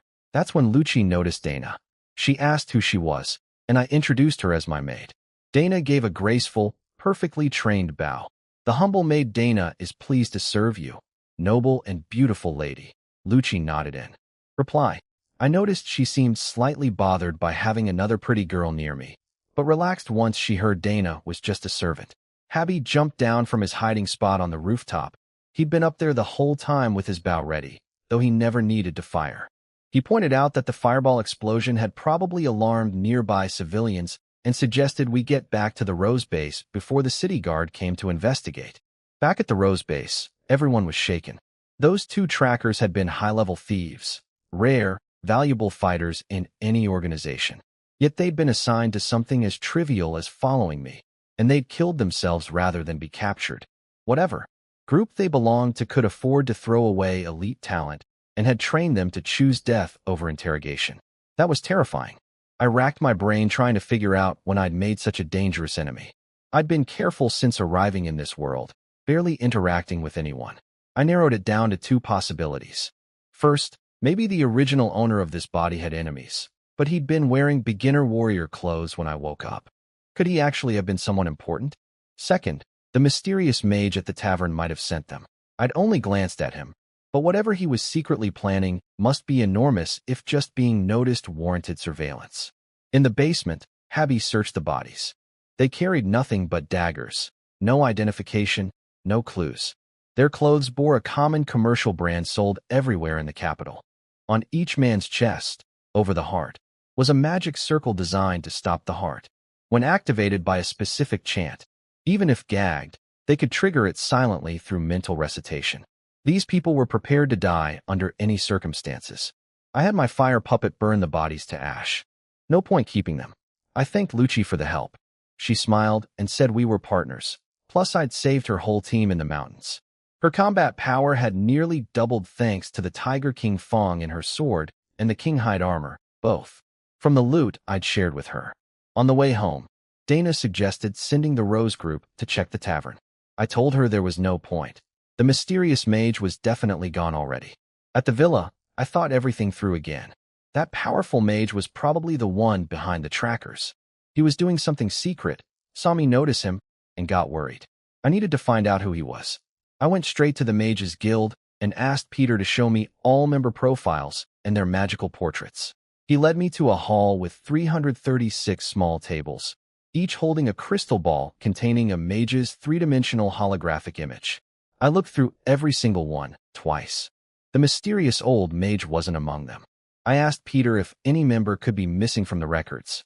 He was adamant. Impossible. Every member must leave 3 magical portraits upon joining. 1 for the guild, 1 for the Empire's personnel department, 1 for the palace archives. No exceptions. I asked him what it would mean if I'd seen a mage who wasn't in these records. His answer was immediate and certain. That mage is definitely not from the Tianyan Empire. He's from another country. The realization hit me like ice water. The person tracking me wasn't some noble family. It was another country. That explained everything. Those trackers killing themselves was classic spy behavior. I didn't know the details, but here's what was actually happening behind the scenes. The old mage, whose real name was Bridge, had already left the capital and was hiding in a small town nearby. He was a master-level mage from the Blue Moon Empire. His spy organization had been trying to infiltrate the Tianyun Mages Guild for 20 years and had managed to plant 2 agents and bribe 1 employee inside. They'd recently discovered that Bashako's Magic Research Institute was secretly studying dark magic, information that clearly alarmed Bridge greatly. He ordered his people to investigate further and keep watching me. Back at the guild, I was extremely uneasy. Being targeted by a foreign power was far worse than some noble grudge. I could have simply disappeared and nobody would have even noticed. I started putting things together. The guild's 300th anniversary celebration was coming up. A top-level foreign mage sneaking around the capital right before the event, hiding his identity, with elite fighters. This wasn't a friendly visit. Relations between the continent's major powers were already tense, and the different countries' mage guilds operated independently with no real cooperation. A powerful enemy mage infiltrating secretly almost certainly meant they were planning some kind of attack or sabotage. I thought about it practically.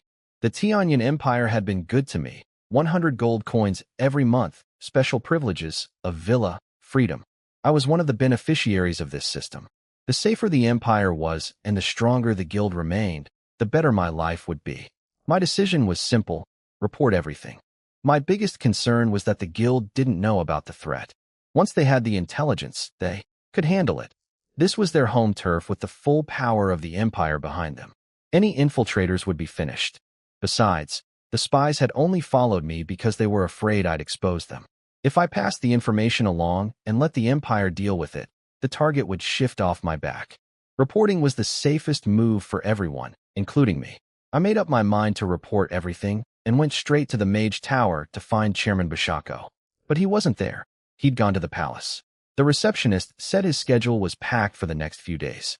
I asked for the vice chairman, but he hadn't left the Magic Research Institute in nearly a year.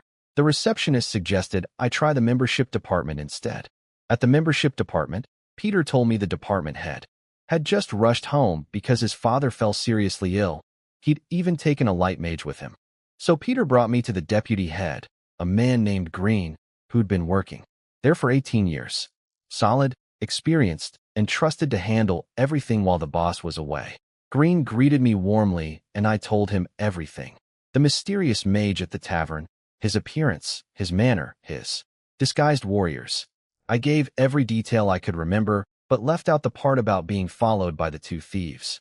Explaining how I dealt with them would have revealed that I carry puppets in my space ring, which would expose how long my puppets last. Green confirmed what I already knew.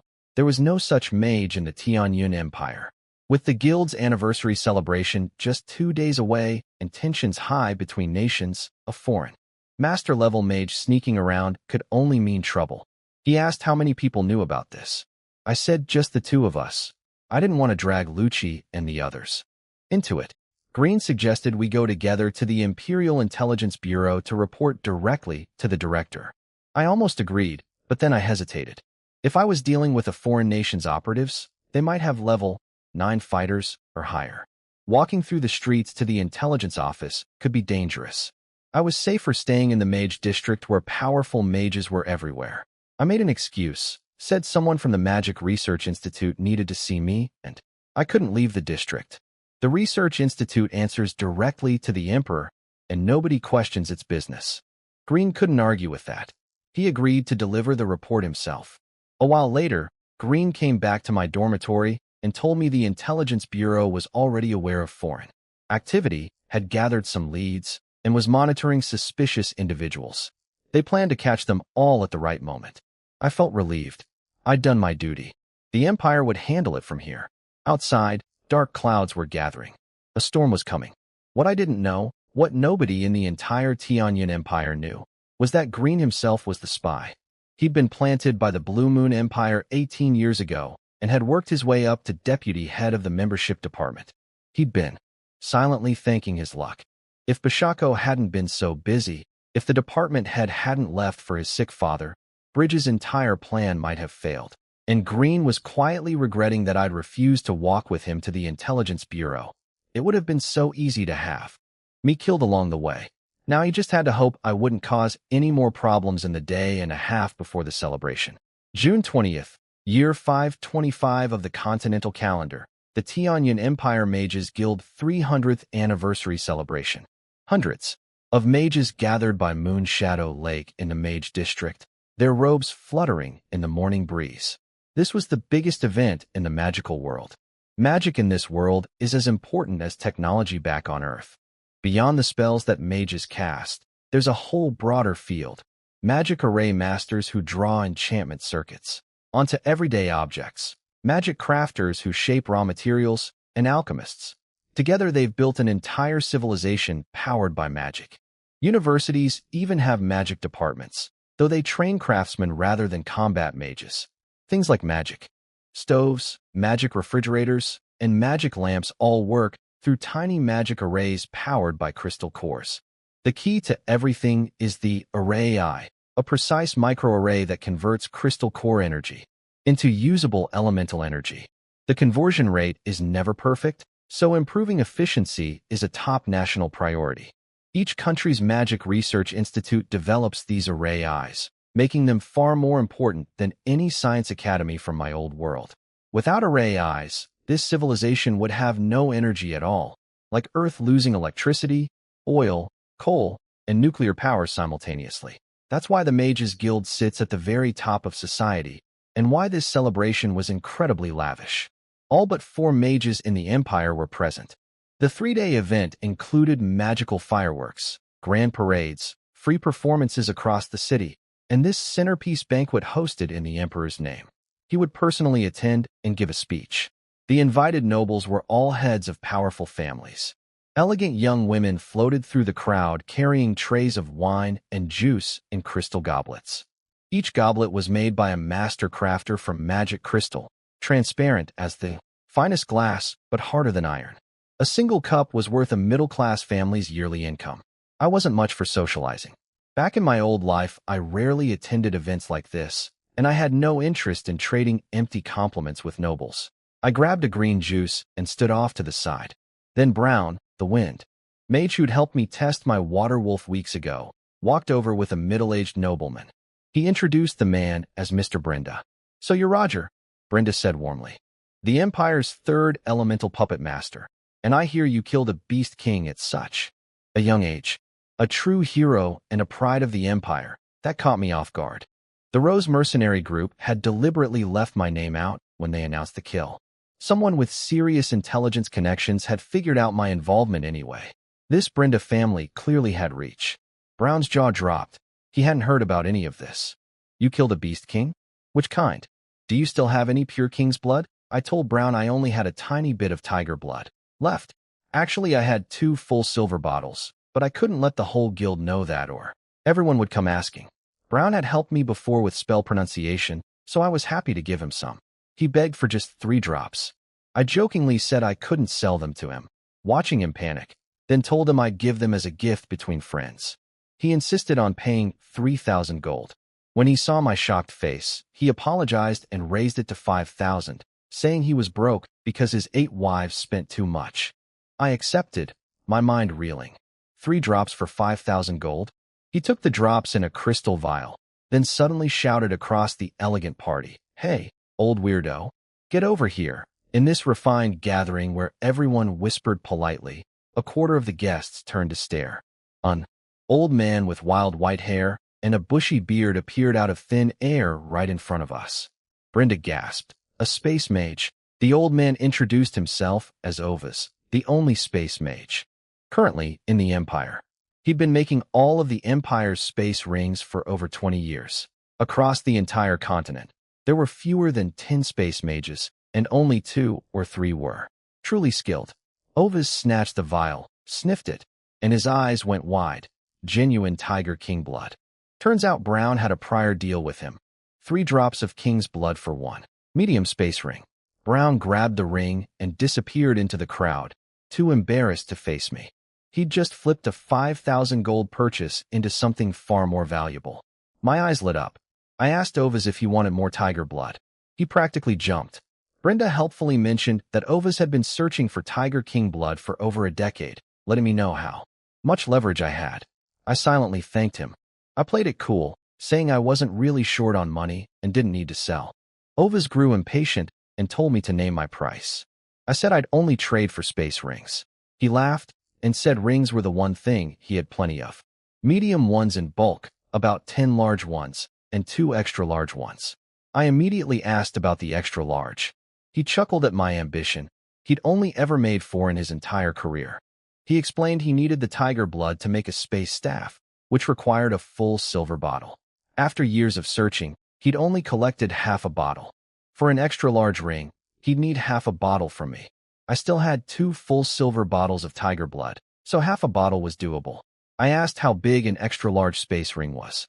Ovis nearly choked. He couldn't believe I actually had that much.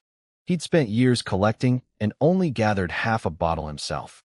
The extra large ring had over 12,000 cubic meters of space, enough for tens of thousands of puppets. Space rings bond to your soul when activated, and you can only have one at a time, so bigger is always better. Once bonded, nobody else can open it. It was impressive, but I didn't actually need that much space right now. 20 cubic meters would cover my needs.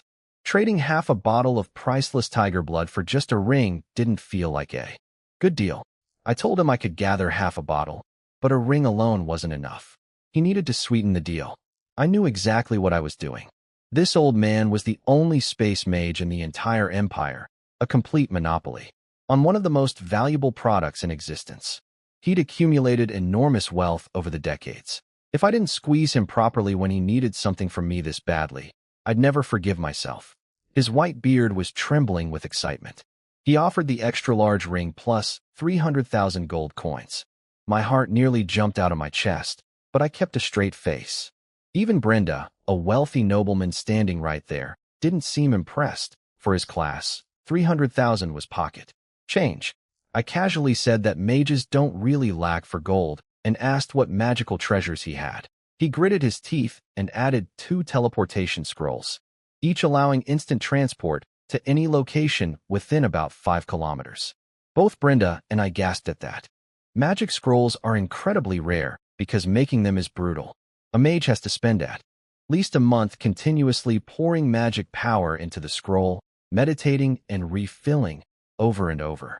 It's exhausting work that can actually cause your magical abilities to regress. Almost no mage is willing to take that risk, no matter how valuable the result. But a teleportation scroll could save my life. For a puppet master with weak close combat defense, Instant escape was the ultimate insurance. I was thrilled but pushed further. As an elemental puppet master, what I really wanted most were light and dark element crystal cores, the rarest and most useful materials for my craft. Ovas looked me over and recognized me as the new puppet master with the incredible talent scores. He decided to throw in his collection of rare crystal cores, 18 light element and 16 dark element cores, mostly level 3 and above. Things he had no personal use for. Deal, I shouted. The final trade. Half a bottle of Tiger King blood for 1 extra-large space ring. 2 teleportation scrolls, 34 rare crystal cores, and 300,000 gold coins. I was ecstatic. We went somewhere private to exchange. The scrolls still needed 3 drops of tiger blood to finish, so Ovas would complete them within a week. Brenda helpfully suggested I hold back 100 drops of blood until the scrolls were delivered, keeping things fair. Ovas grumbled but agreed. After getting his share of blood, Ovas slapped my shoulder and declared, "I like you, kid," which honestly gave me chills. He said if anyone ever gave me trouble, I should come find him. Then he laughed loudly and strolled back into the party without a care. Once he left, Brenda got to the point. He was the current head of the Yaren family, and he'd arranged this meeting through Brown to discuss a possible alliance. I'd been thinking about joining a noble house anyway. Every mage in the guild was affiliated with one. Having a powerful family's backing would give me access to resources I couldn't get alone, especially rare crystal cores. Brenda laid out his family's profile. His great-grandfather started as a merchant, and his father was granted nobility 30 years ago. The family only had 27 members, but their reach was staggering. They owned 40% of the Empire's hotels, over 2,000 restaurants, and controlled the entertainment industry in 3 southern cities. 6 family members held major positions. Foreign minister, a city's chief administrator, commander of a royal knight order, vice president of the National Merchant Council, and a university president. That explained how he knew about my Tiger King kill despite the Rose Group keeping my name quiet. With 40% of the Empire's hotels, his intelligence network was everywhere. Some mercenary probably got drunk in one of his establishments and spilled the story. I was interested but valued my freedom.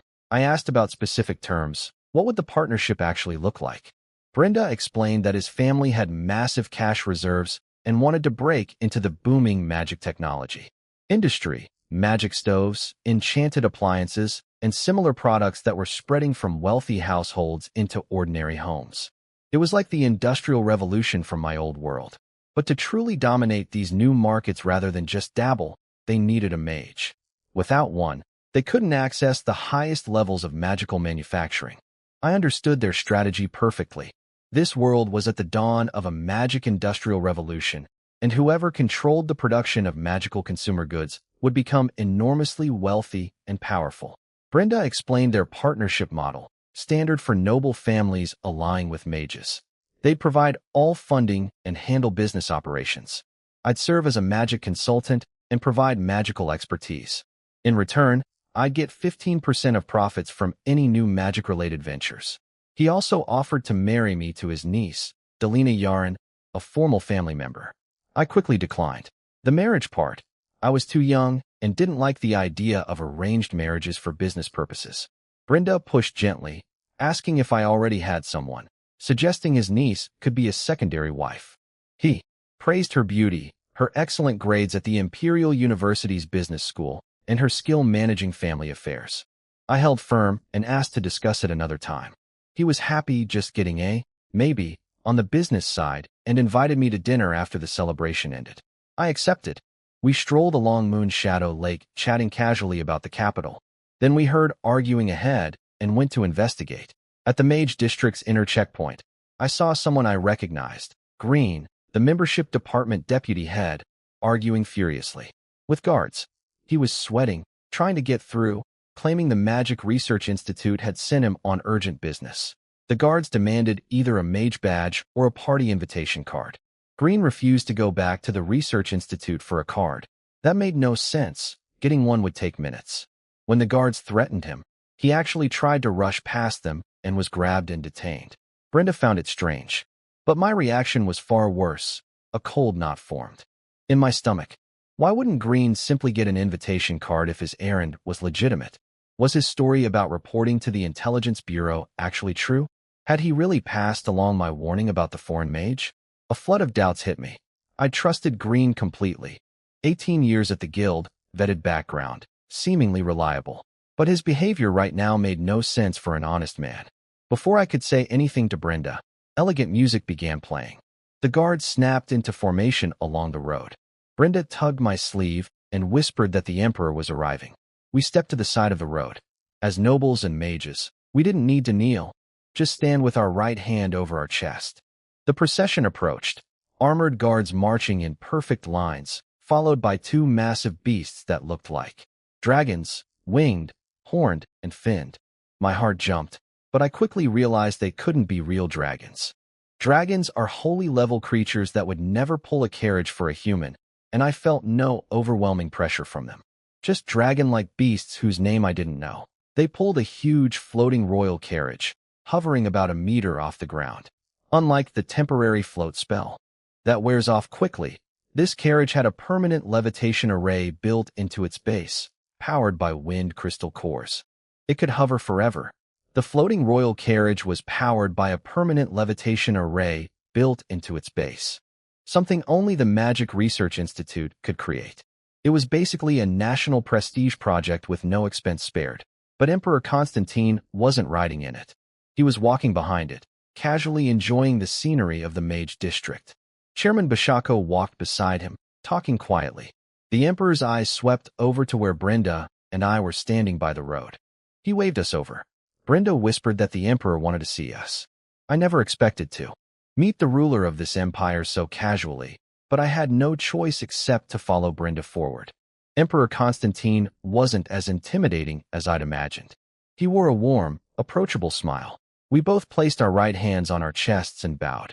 He seemed to know Brenda well, and immediately started chatting about a university reform that Brenda's older brother, the president of Imperial Capital University, was planning. The brother wanted to change the entrance exam system from a single unified test to separate professional exams by department, and he was also pushing the finance minister to create a special fund for students from poor families. The Emperor laughed and mentioned that everyone called the finance minister Iron Rooster because he never spent money. Brenda played along, saying the Iron Rooster had actually agreed to contribute 200,000 gold coins this time, so his family felt compelled to donate 150,000 as well. The Emperor saw right through the act and pointed out that amount was pocket change for the Yarn family, but he acknowledged their contribution to education. He also mentioned that graduates had improved since Brenda's brother became president, though they still lagged behind Blue Moon empires. Swan Lake University. Then Constantine noticed me. He didn't recognize my face, but Bashako introduced me as a new guild member. The Emperor's expression brightened. He said my name was on today's knighting list, and that he'd seen my file when the personnel minister submitted new special talents. He called me the Empire's third elemental puppet master and a once-in-centuries magical genius, saying the Empire needed more people like me to catch up with the Blue Moon Empire in magical development. I bowed deeply and thanked him, saying his praise was the greatest honor of my life. Then he continued toward the banquet venue. Brenda and I fell back behind the procession. A guard in shining armor approached Brenda and called him Father. This was Brenda's eldest son, the commander of the Royal Silver Knight Order. Normally the Emperor's security was handled by the Gold Knight Order, but this celebration was so large that the Silver Knights had been called in for extra patrols around the capital. Walking behind the procession, my mind kept going back to Green and what I'd seen at the checkpoint.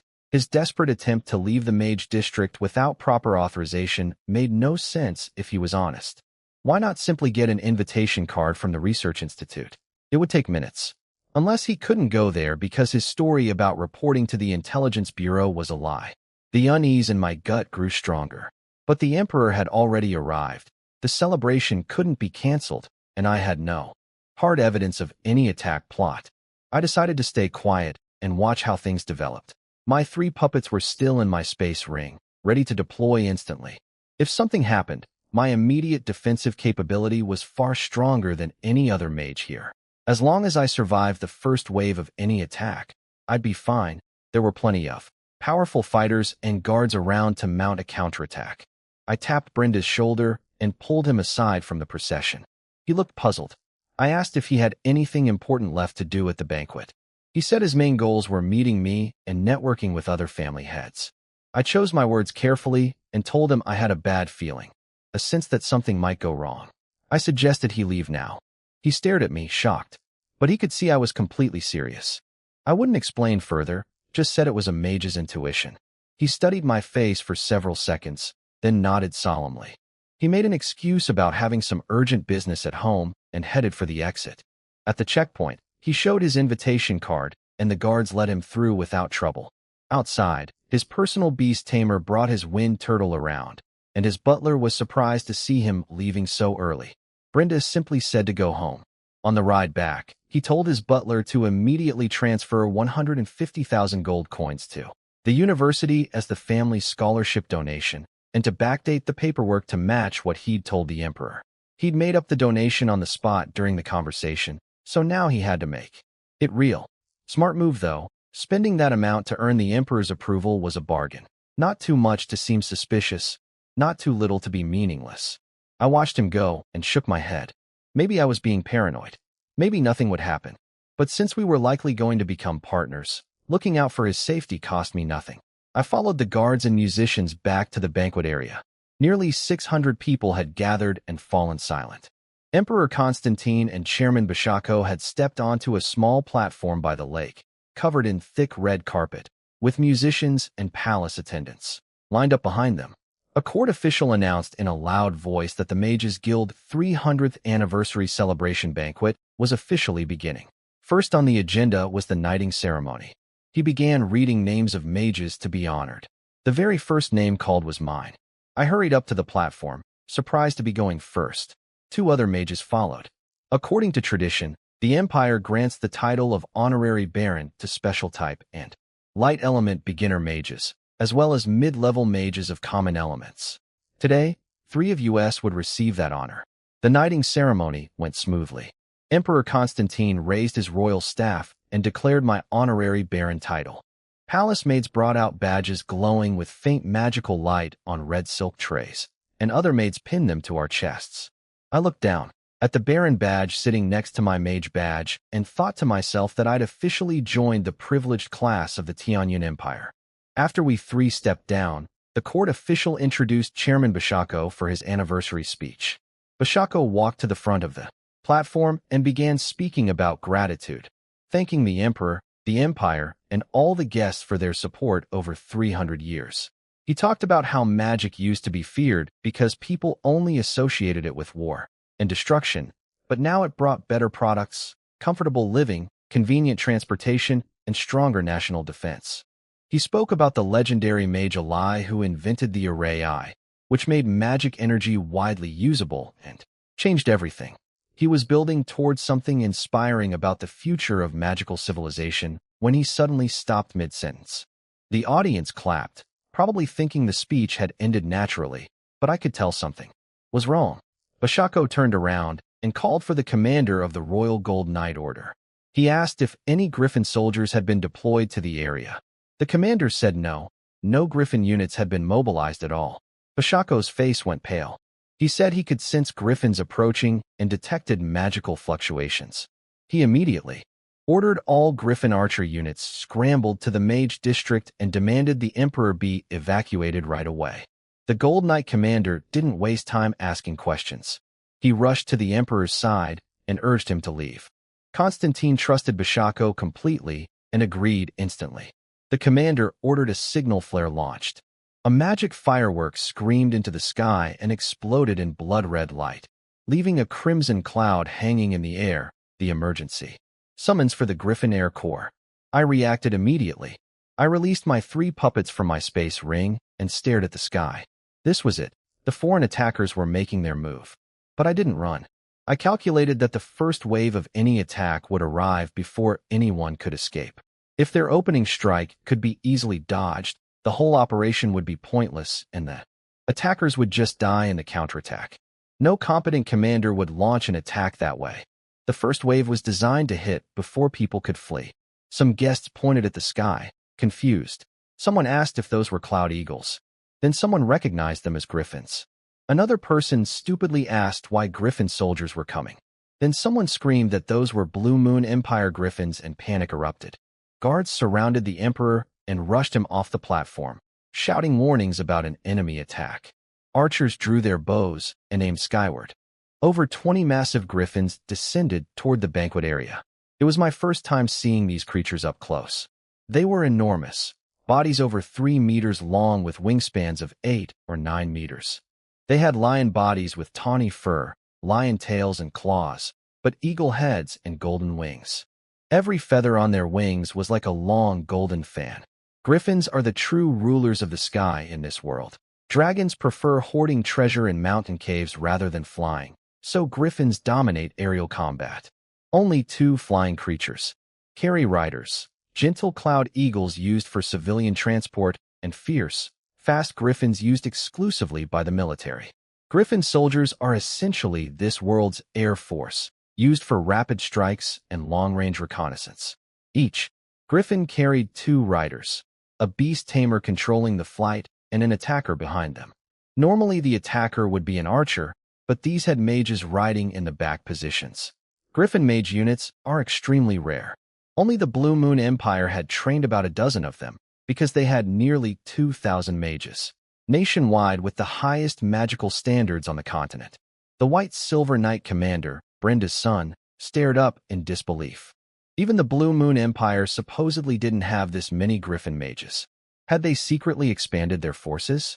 Everyone was baffled about how enemy Griffins could appear directly over the banquet without triggering any of the capital's defenses. The city had watchtowers, stretching dozens of kilometers outside the walls, guards posted day and night, and smoke signal systems designed to detect exactly this kind of aerial threat. The truth was devastating. The spy Green had smuggled the Griffins into the city by ground. Beast tamers had drugged the Griffins, unconscious the night before, and packed them into large wooden crates, transporting them by land into the capital disguised as commercial cargo. During peacetime, guards rarely inspected every shipment, especially one carrying official Mages Guild transit papers that Green had provided. The Griffins were stored in a residential compound near the Mage District that Green had purchased, and this morning the beast tamers fed them antidotes to wake them up. The Griffins were groggy and not in peak condition, but they could still fly and fight. That explained how they bypassed every layer of aerial defense and appeared directly over the celebration. As the Griffins hovered overhead, their massive wings generated winds stronger than the worst hurricane. Trees bent like grass. A small tree snapped and crashed down. Crystal goblets, plates, and silverware were swept off tables and scattered across the ground. Fine juice and food spilled everywhere, trampled by panicking crowds. Some combat-experienced mages tried to raise magic shields, but discovered something horrifying. They couldn't gather their magic power. The drinks and food at the banquet had been drugged by Green. He'd been smart about it. He knew actual poison would be detected by the standard silver needle testing.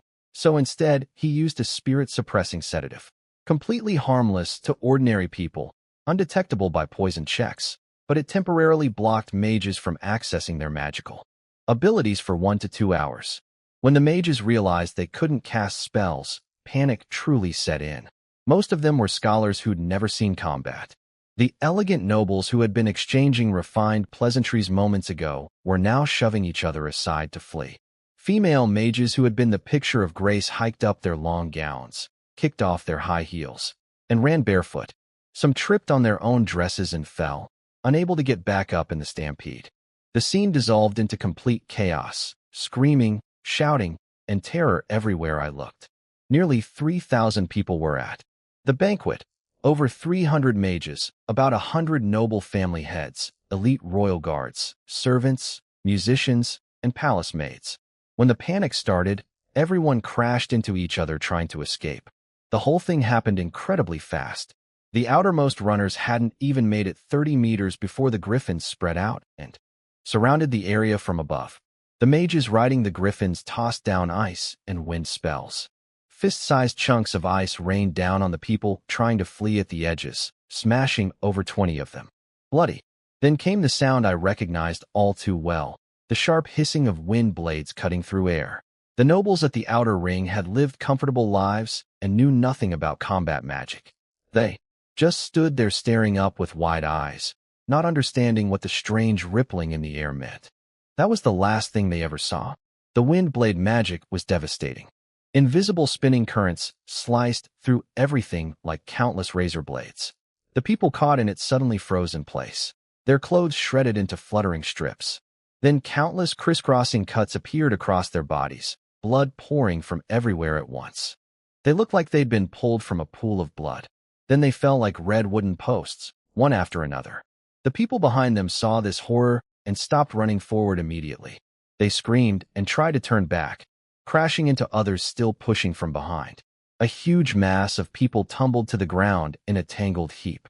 The griffin mages kept circling overhead, pulling out magic scrolls and activating them one after another. Scrolls are expensive single-use items that cast instantly without draining the user's own magic power. The spells they released didn't have obvious visible effects, but the temperature around the banquet area started dropping rapidly. Within seconds, cold winds were blowing through the venue. Ground archers fired volley after volley at the griffins, but these were high-level magical beasts. Their flying speed earned them the nickname Golden Lightning. Most arrows missed entirely. The few that connected were either deflected by the powerful wind currents from the griffins' wings, knocked aside by their claws, or stopped by wind magic shields enchanted onto their bodies. Even the strongest archers couldn't penetrate a griffin's thick hide after their arrows had already punched through the shield. The White Silver Knight commander, Brenda's son, searched the chaotic crowd for his father but couldn't find him anywhere. He didn't know I'd already convinced Brenda to leave. Seeing that the Emperor was safely being escorted away by guards, he turned his attention to fighting the griffins. He pulled out his personal bow and loaded a special arrow crafted by the Magic Research Institute, enhanced with wind magic. He'd always considered these too precious for normal use. The arrow flew with pulsing magical acceleration. His deep fighting energy shattered the griffin's magic shield, and the arrow pierced into the beast's chest. But the griffin barely reacted. He fired a second enhanced arrow into the same wound, driving it halfway into the creature's body. That finally caused serious injury. Realizing ordinary archers couldn't hurt the griffins themselves, he bellowed an order that cut through all. The noise: target the beast tamers and mages riding on the griffins' backs, not the griffins themselves. The archers adjusted, and though the riders were largely shielded by the griffins' massive bodies, the threat level increased significantly. The wounded griffin went berserk. Ignoring its tamer's commands, it dove straight into the crowd on the ground. It grabbed a guard's head with one claw, crushing his helmet like paper. He died instantly, blood streaming from the mangled metal. Then it pecked another guard's stomach, punching through his armor and his body, leaving a bowl-sized hole. The man rolled on the ground, screaming in agony. A third guard slashed at the griffin's leg from the side, but his sword only shaved off some fur without breaking the skin. The griffin kicked him and sent him flying over 10 meters. He was dead before he landed, and his body crashed onto several nobles. Then a soft, holy light descended onto the guard with the punctured stomach. His wound healed at miraculous speed. A female light mage had cast a high-level healing spell on him. She must not have eaten or drunk anything at the banquet, so the sedative hadn't affected her, and she could still use magic. The griffin spotted her immediately and thrust its enormous beak at her head. But my earth puppet charged in from the side, wrapped its stone arms around the girl, and shielded her with its back. The griffin's beak struck the puppet instead, chipping off a large chunk of stone, but leaving the girl unharmed. I'd positioned myself against a thick tree trunk when the chaos started, keeping out of the stampeding crowd. My 3 puppets were already deployed around me in a defensive formation. I'd drunk some of the drug juice too, so I couldn't create new puppets right now, but the ones I'd already made before the drug took effect worked perfectly fine. Watching the attack unfold, I was certain this was just a preliminary harassment wave. The real killing blow hadn't come yet. The powerful fighters I'd sensed at the tavern, people at level 8 or above, still hadn't shown themselves. The griffin mages had dropped low briefly to cast their initial spells, but had since climbed back to high altitude, nearly out of magical attack range. My 3 ground puppets couldn't threaten them up there. I did have one more puppet besides these three, my wind eagle. But my old space ring only had room for 3 puppets, so the eagle had been sitting in my dormitory room for the past 2 days. I hadn't let it patrol the skies over the mage district because this area was full of powerful mages. A magic puppet constantly circling overhead would create detectable magical fluctuations, and the last thing I needed was some research institute mage getting curious and trying to capture and dissect my eagle. But now the situation had changed completely. Rules and caution didn't matter anymore. People were dying. The griffin mages controlled the sky and ground forces couldn't stop them. I needed my eagle. It was time to release the wind eagle. I sent a mental command to my wind eagle back at the dormitory. The poor thing had been stuffed in a wooden box on top of a cabinet for 2 days. The moment my order reached it, the box flew open and the eagle shot out through the window like a bolt of lightning, arriving over the banquet in seconds. I set the eagle to freely attack the beast tamers and mages riding the griffins, then turned my attention to the bigger picture. My earth puppet, the stone man, had already rushed over to save a female light mage from a grounded griffin. He wrapped his arms around the girl and took a vicious beak strike on his back. A chunk of stone broke off, but the puppet wasn't flesh and blood, so losing some rock didn't matter at all. He set the girl down, then grabbed the griffin's neck and hung on with his full weight. A 2.5-meter stone giant is unbelievably heavy. Even a high-level magical beast couldn't support that, and the griffin toppled over. The two rolled around on the ground like children wrestling. The beast tamer and mage on the griffin's back were thrown off. The mage was injured from the fall and couldn't get up. A guard rushed in and finished him with a sword. Then a man from the crowd leaped high into the air, flipped upside down, and drove his greatsword straight through the griffin, pinning it to the earth. He pulled his blade free and retreated back to the Emperor's side. This was the chairman of the Warriors Guild, a level 8 fighter who'd been attending the banquet as a guest. My stone man quietly returned to my side after the griffin died. I surveyed the battlefield. The scene was still complete chaos. Several griffins circled the outer edges, dropping small ice spells to drive people back toward the center. Nearly 3,000 guests, mages, and servants were still packed together in the middle of the banquet area, unable to escape in any direction. My wind eagle was doing excellent work overhead. It had already killed one mage, causing that griffin to flee without offensive capability. It also clipped a beast tamer with wind blades, sending him plummeting from the sky. His griffin flew off uncontrolled with the remaining mage desperately clinging on, heading who knows where. Chairman Bashako hadn't eaten or drunk anything at the banquet either. He'd spent time casting extremely powerful fire magic shields on both the Emperor and himself, which took a while given how advanced those spells were. Then he launched himself into the air using wind magic. A level 9 mage can fly without any mount, at least for short bursts. Floating above the battlefield, Bashako used only basic fireball spells, but in a Grandmaster's hands, even simple magic was terrifying. His fireballs were smaller than normal, almost beginner-sized, but the elements were so compressed that the flames burned white-blue and hissed with incredible heat. One fireball hit a griffin's back and instantly killed both the beast tamer and mage riding it. The griffin itself survived, but was badly hurt, and, sensing how dangerous Bashako was, turned and fled rather than fight. Bashako took out 3 griffin teams in quick succession. The White Silver Knight Commander's archers scattered 2 more. My wind eagle eliminated 2. The Warriors Guild chairman pinned 1. That was 8 teams down total, leaving about 2/3 of the original force still in the air. On the surface, it looked like the Tianyan Empire was winning, but watching the overall pattern made my blood run cold. I was absolutely certain the most dangerous moment was about to arrive. The Blue Moon Empire hadn't sent their most expensive military unit on a suicide mission, just to drop some ice chunks and wind blades. This was preparation for something far worse. I analyzed their attack pattern. The outer griffins used ice and wind magic to herd people toward the center, packing the crowd tighter and tighter. Once everyone was concentrated in one area, the logical next step was obvious: a massive area of effect spell. They were herding us like ducks into a kill zone, then planning to wipe everyone out with a single devastating attack. The implications were staggering. Almost every mage in the Tianyan Empire was gathered here, plus the heads of every major noble family.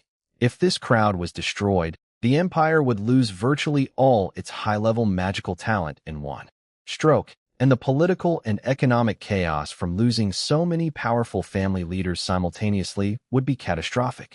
Then I noticed something that confirmed my theory. I was shivering. The temperature around the banquet had been dropping steadily this entire time. Those ice spells the griffins had been casting weren't just for hurting people. They were saturating the air with ice element magic, preparing the environment for a massive ice-type attack. That also explained why the enemy hadn't used any fire magic at all.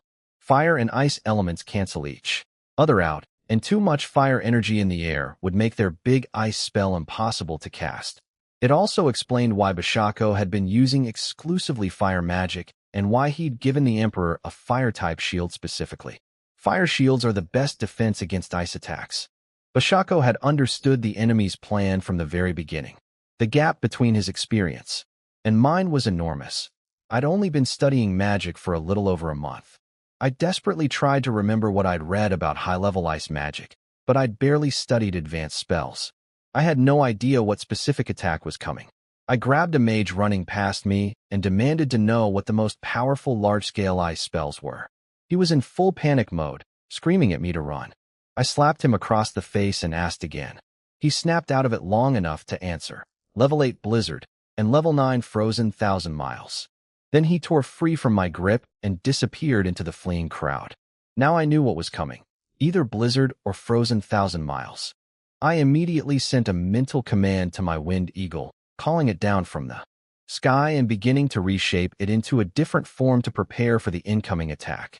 High above the banquet, Bashako stopped attacking the remaining griffin mages and stared at a new griffin approaching fast. This one had no beast tamer. 2 people stood on its back. The front one was a powerfully built swordsman carrying a broad blade. The one behind him wore mage robes. It was the mysterious old Isekai'd, seen at the tavern. His name was Bridge.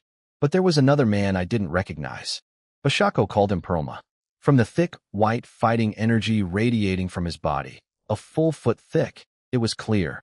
He'd reached level 9, the Grandmaster tier. Apparently, he'd recently advanced from level 8, and nobody in the Tianyan Empire had known about it. So that was why the Blue Moon Empire had dared to launch this attack. Bridge was their Mages Guild chairman, a level 9 mage just like Bashako. And now they had Perlma, a level 9 warrior, to keep Bashako busy while Bridge cast the devastating spell. I'd underestimated Bridge badly back at the tavern. I'd guessed level 8, but he was actually level 9, equal to Bashako himself. Worse, Bashako had fought Bridge 3 times before and lost every single time. Perlma started with a polite greeting, clearly trying to waste time while Bridge chanted behind him. Bashako didn't fall for it. Without a word, he launched a silent wind blade around Perlma, aiming at Bridge to interrupt the spell.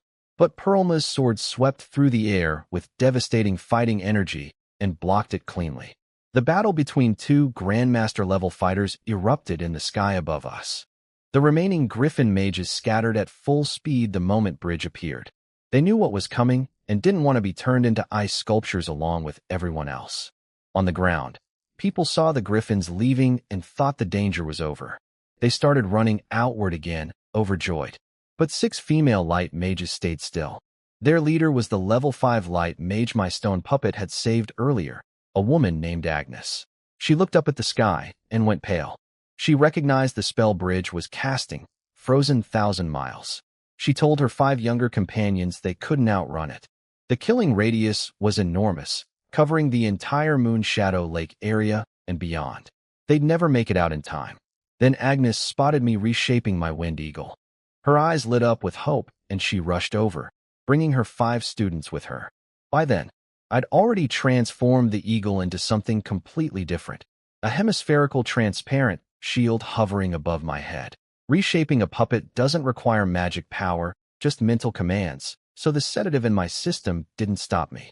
Agnes looked at me with desperate, pleading eyes. She begged me to save them. She knew my name from the knighting ceremony minutes ago. She was about 25, wearing a thin white mage gown like her students, and in that moment of mortal danger, they all looked utterly vulnerable. I nodded and told them to get close and sit down inside the shield's radius. I sat on the grass first. The shield was meant for just me, so with 7 people total, we had to squeeze together tightly. Agnes blushed as she pressed against my side and called her students over. They were between 14 and 20 years old, all training at the Holy Light Temple, completely innocent. This was their first time pressing close to a young man, and despite the life-threatening situation, their faces turned bright red. The transparent wind shield lowered like an upside-down bowl over all of us. Then I had my stone puppet step forward and punched the top of the shield 3 times, driving its edges about 40 centimeters into the ground. This sealed us in and anchored the shield against whatever was coming. The youngest girl asked Agnes what this dome was for. Agnes explained it would block the deadly cold from outside. I asked Agnes what she knew about the spell. She said Frozen 1,000 Miles was a level 9 small forbidden spell. Its effective killing range covered the entire lakeside, could freeze the whole Mage District solid, and would drop temperatures across the entire capital. A forbidden spell doesn't simply direct magical elements at a target. It completely destroys the elemental balance in the surrounding space, creating a cascading chain reaction like falling dominoes, unleashing catastrophic destructive power. While she explained, I was already reshaping my other puppets. My beautiful water puppet collapsed into a water ball, then stretched out into a second dome-shaped shield, layered over the wind one. Then I transformed my fire puppet into a third shield over that. We now had 3 layers of protection: fire on the outside, water in the middle, wind on the inside. Fire was the best counter to ice magic. Up in the sky, Bashako was fighting desperately. He'd been launching fierce attacks, trying to reach Bridge and interrupt the spell, but Perlma was spending his fighting energy recklessly on pure defense, blocking everything.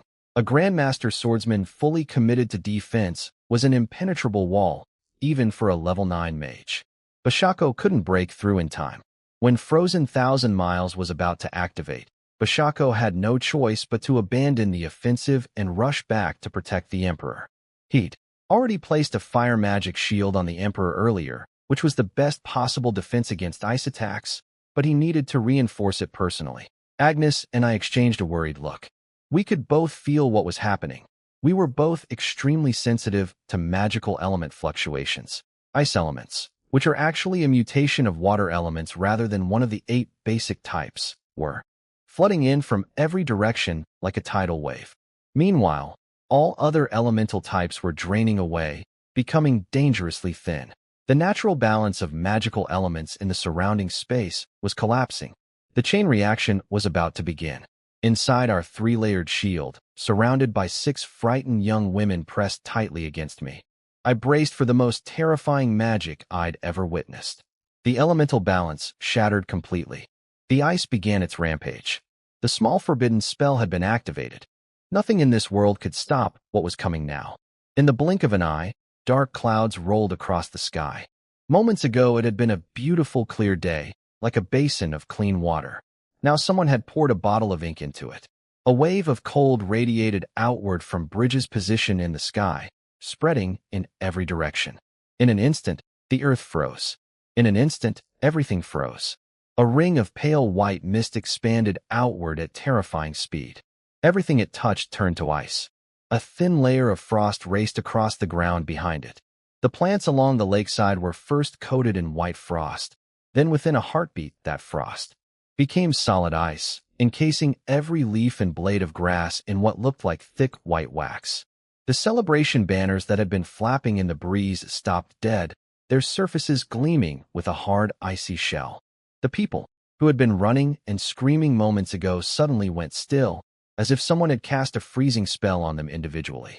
Every single one of them stood motionless like clay statues. The color drained from their faces in an instant. Rosy cheeks turned deathly white, then gradually disappeared beneath a thickening crust of ice.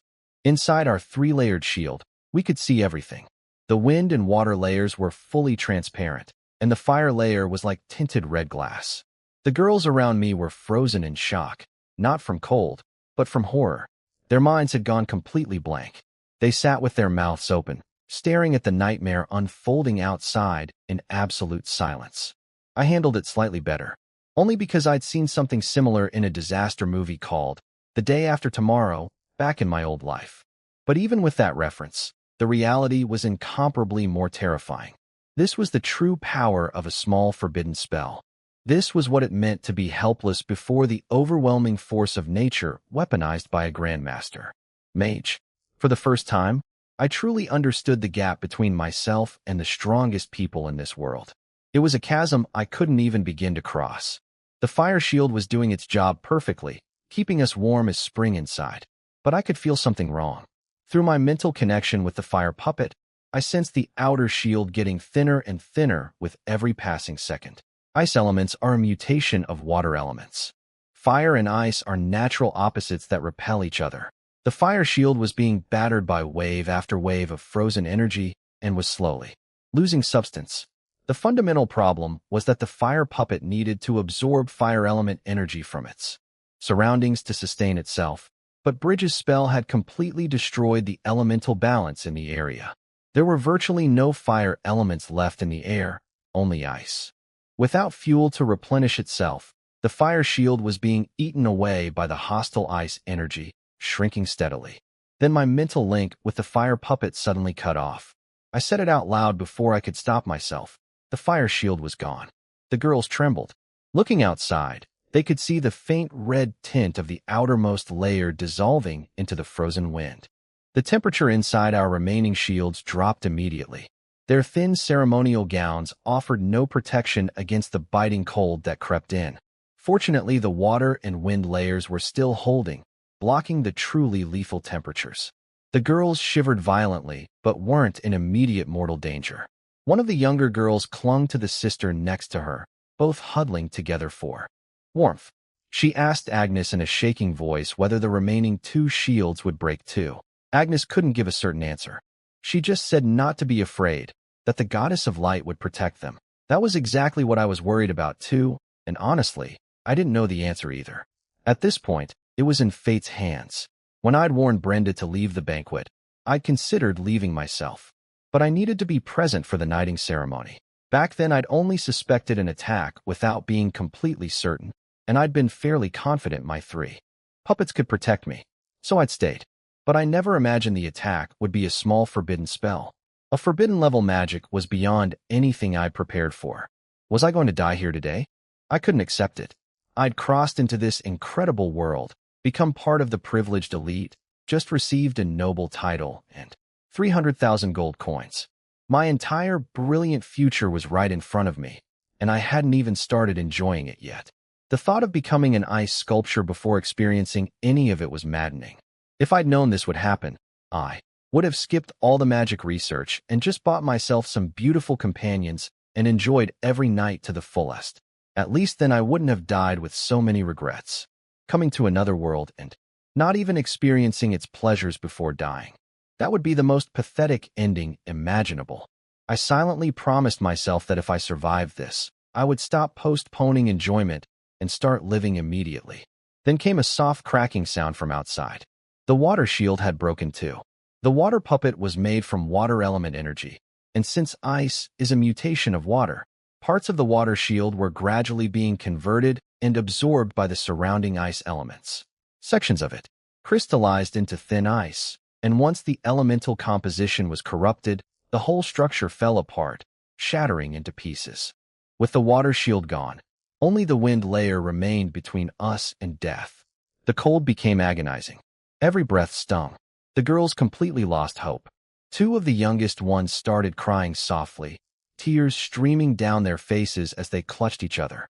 Frost began forming on the outside of our last wind shield, white crystal flowers spreading across the transparent surface.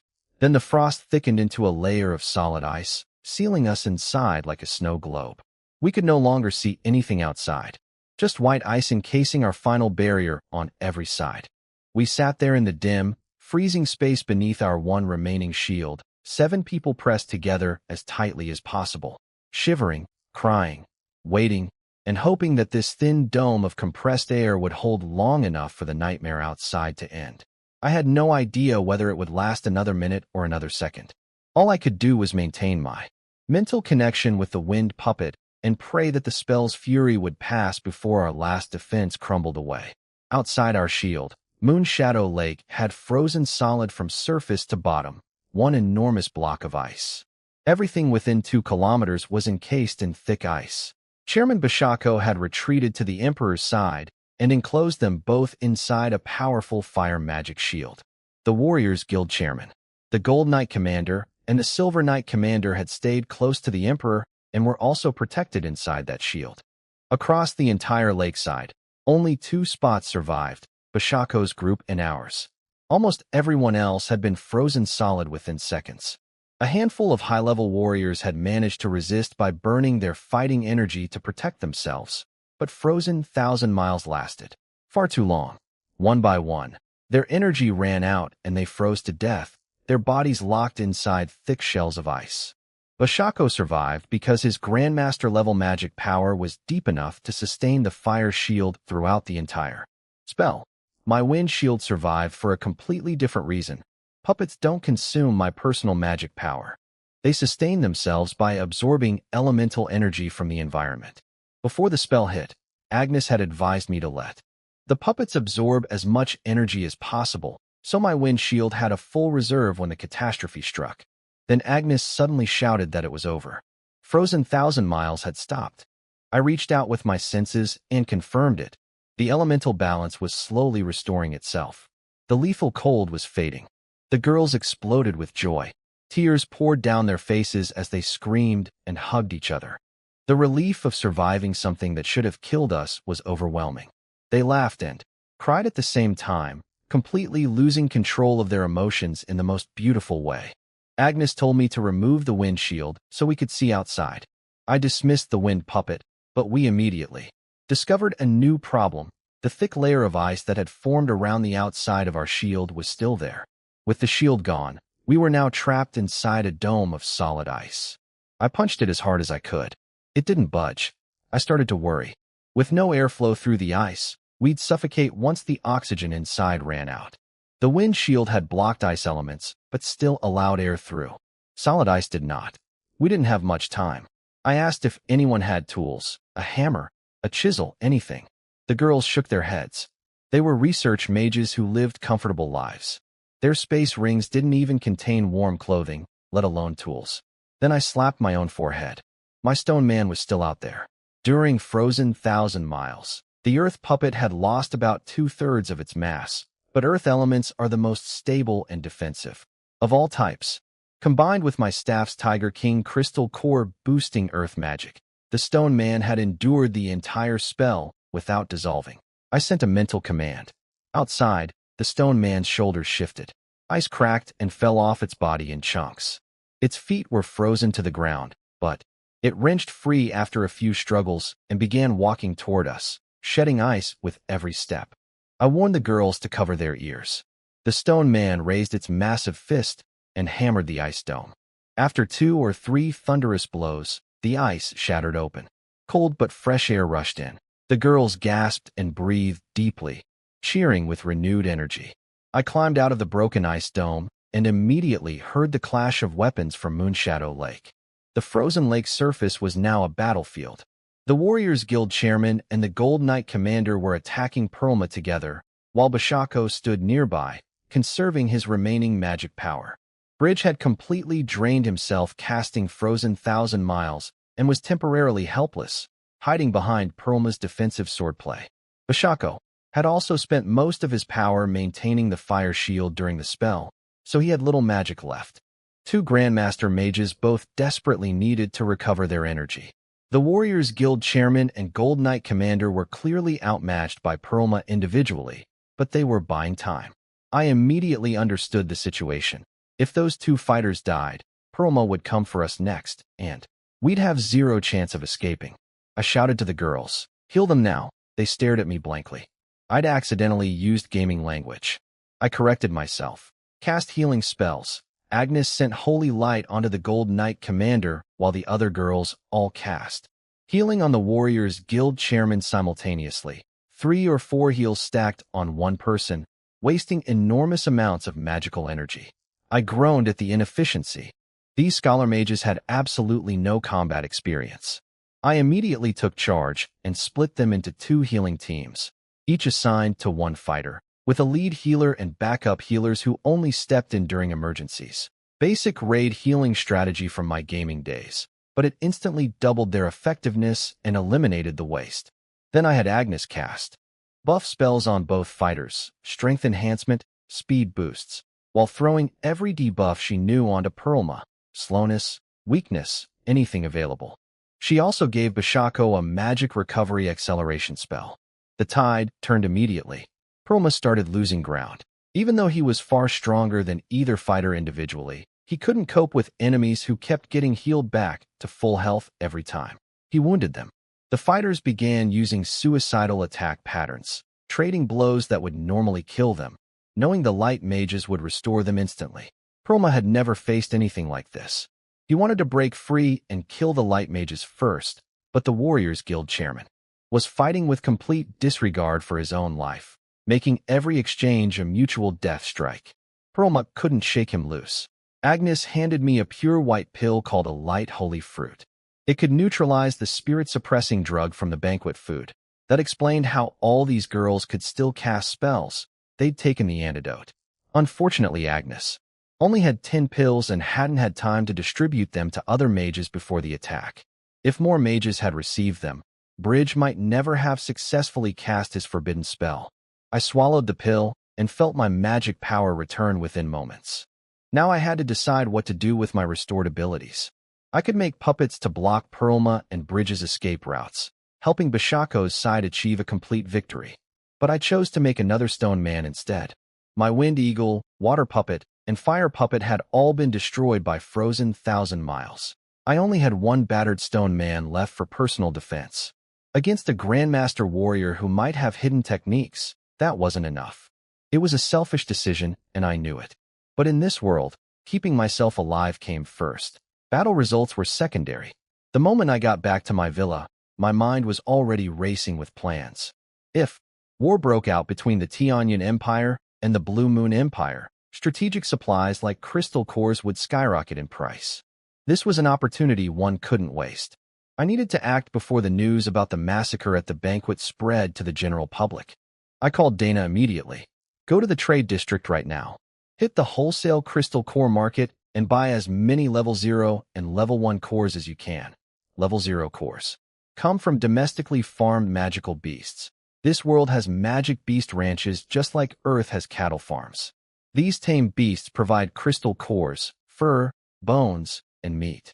The cores aren't as good as ones from wild beasts hunted by adventurers, but they're produced in huge quantities and used in everyday magic appliances across the entire empire.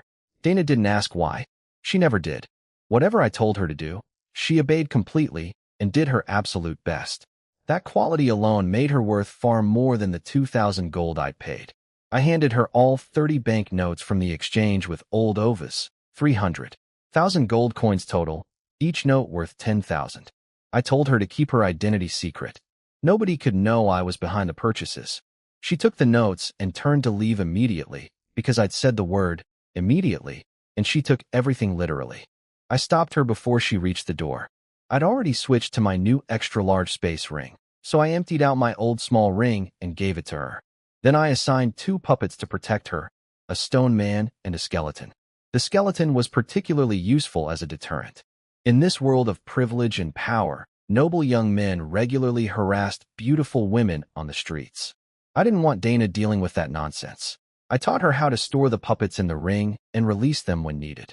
With those 2 guards, her personal safety was practically guaranteed. One look at a walking skeleton and nobody would dare bother her. After Dana left, I noticed something surprising. The villa looked different.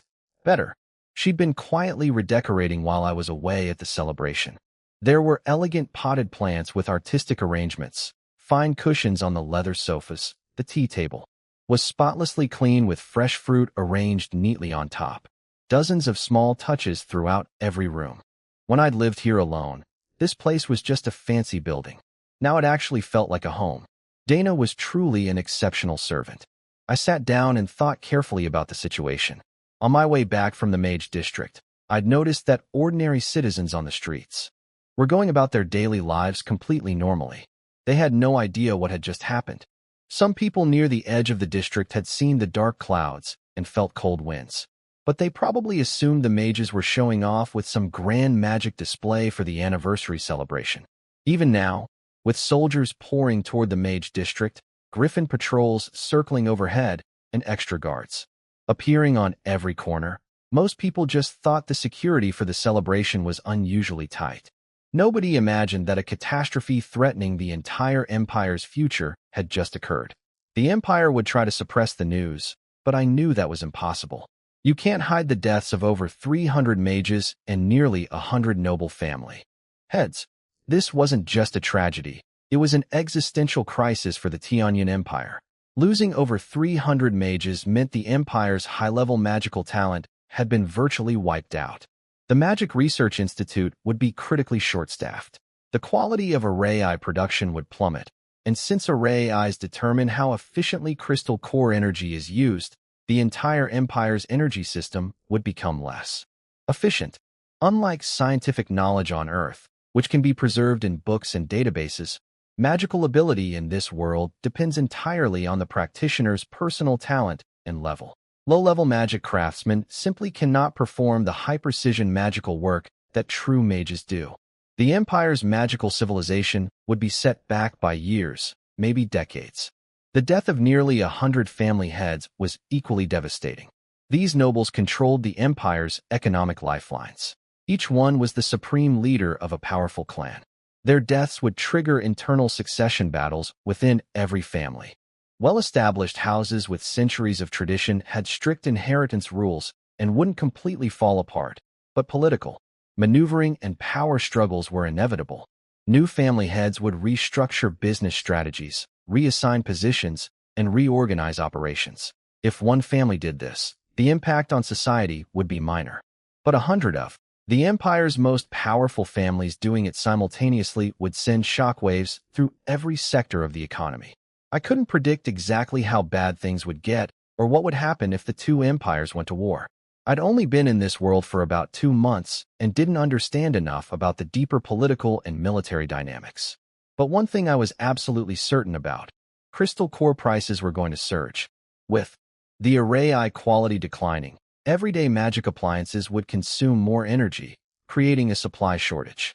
If I bought a massive stockpile now while prices were still normal and sold after the news broke, I could easily make 10 to 15% profit or more on 300,000 gold coins. Then I thought about the Rose mercenary group. They were the closest thing I had to real friends in this world.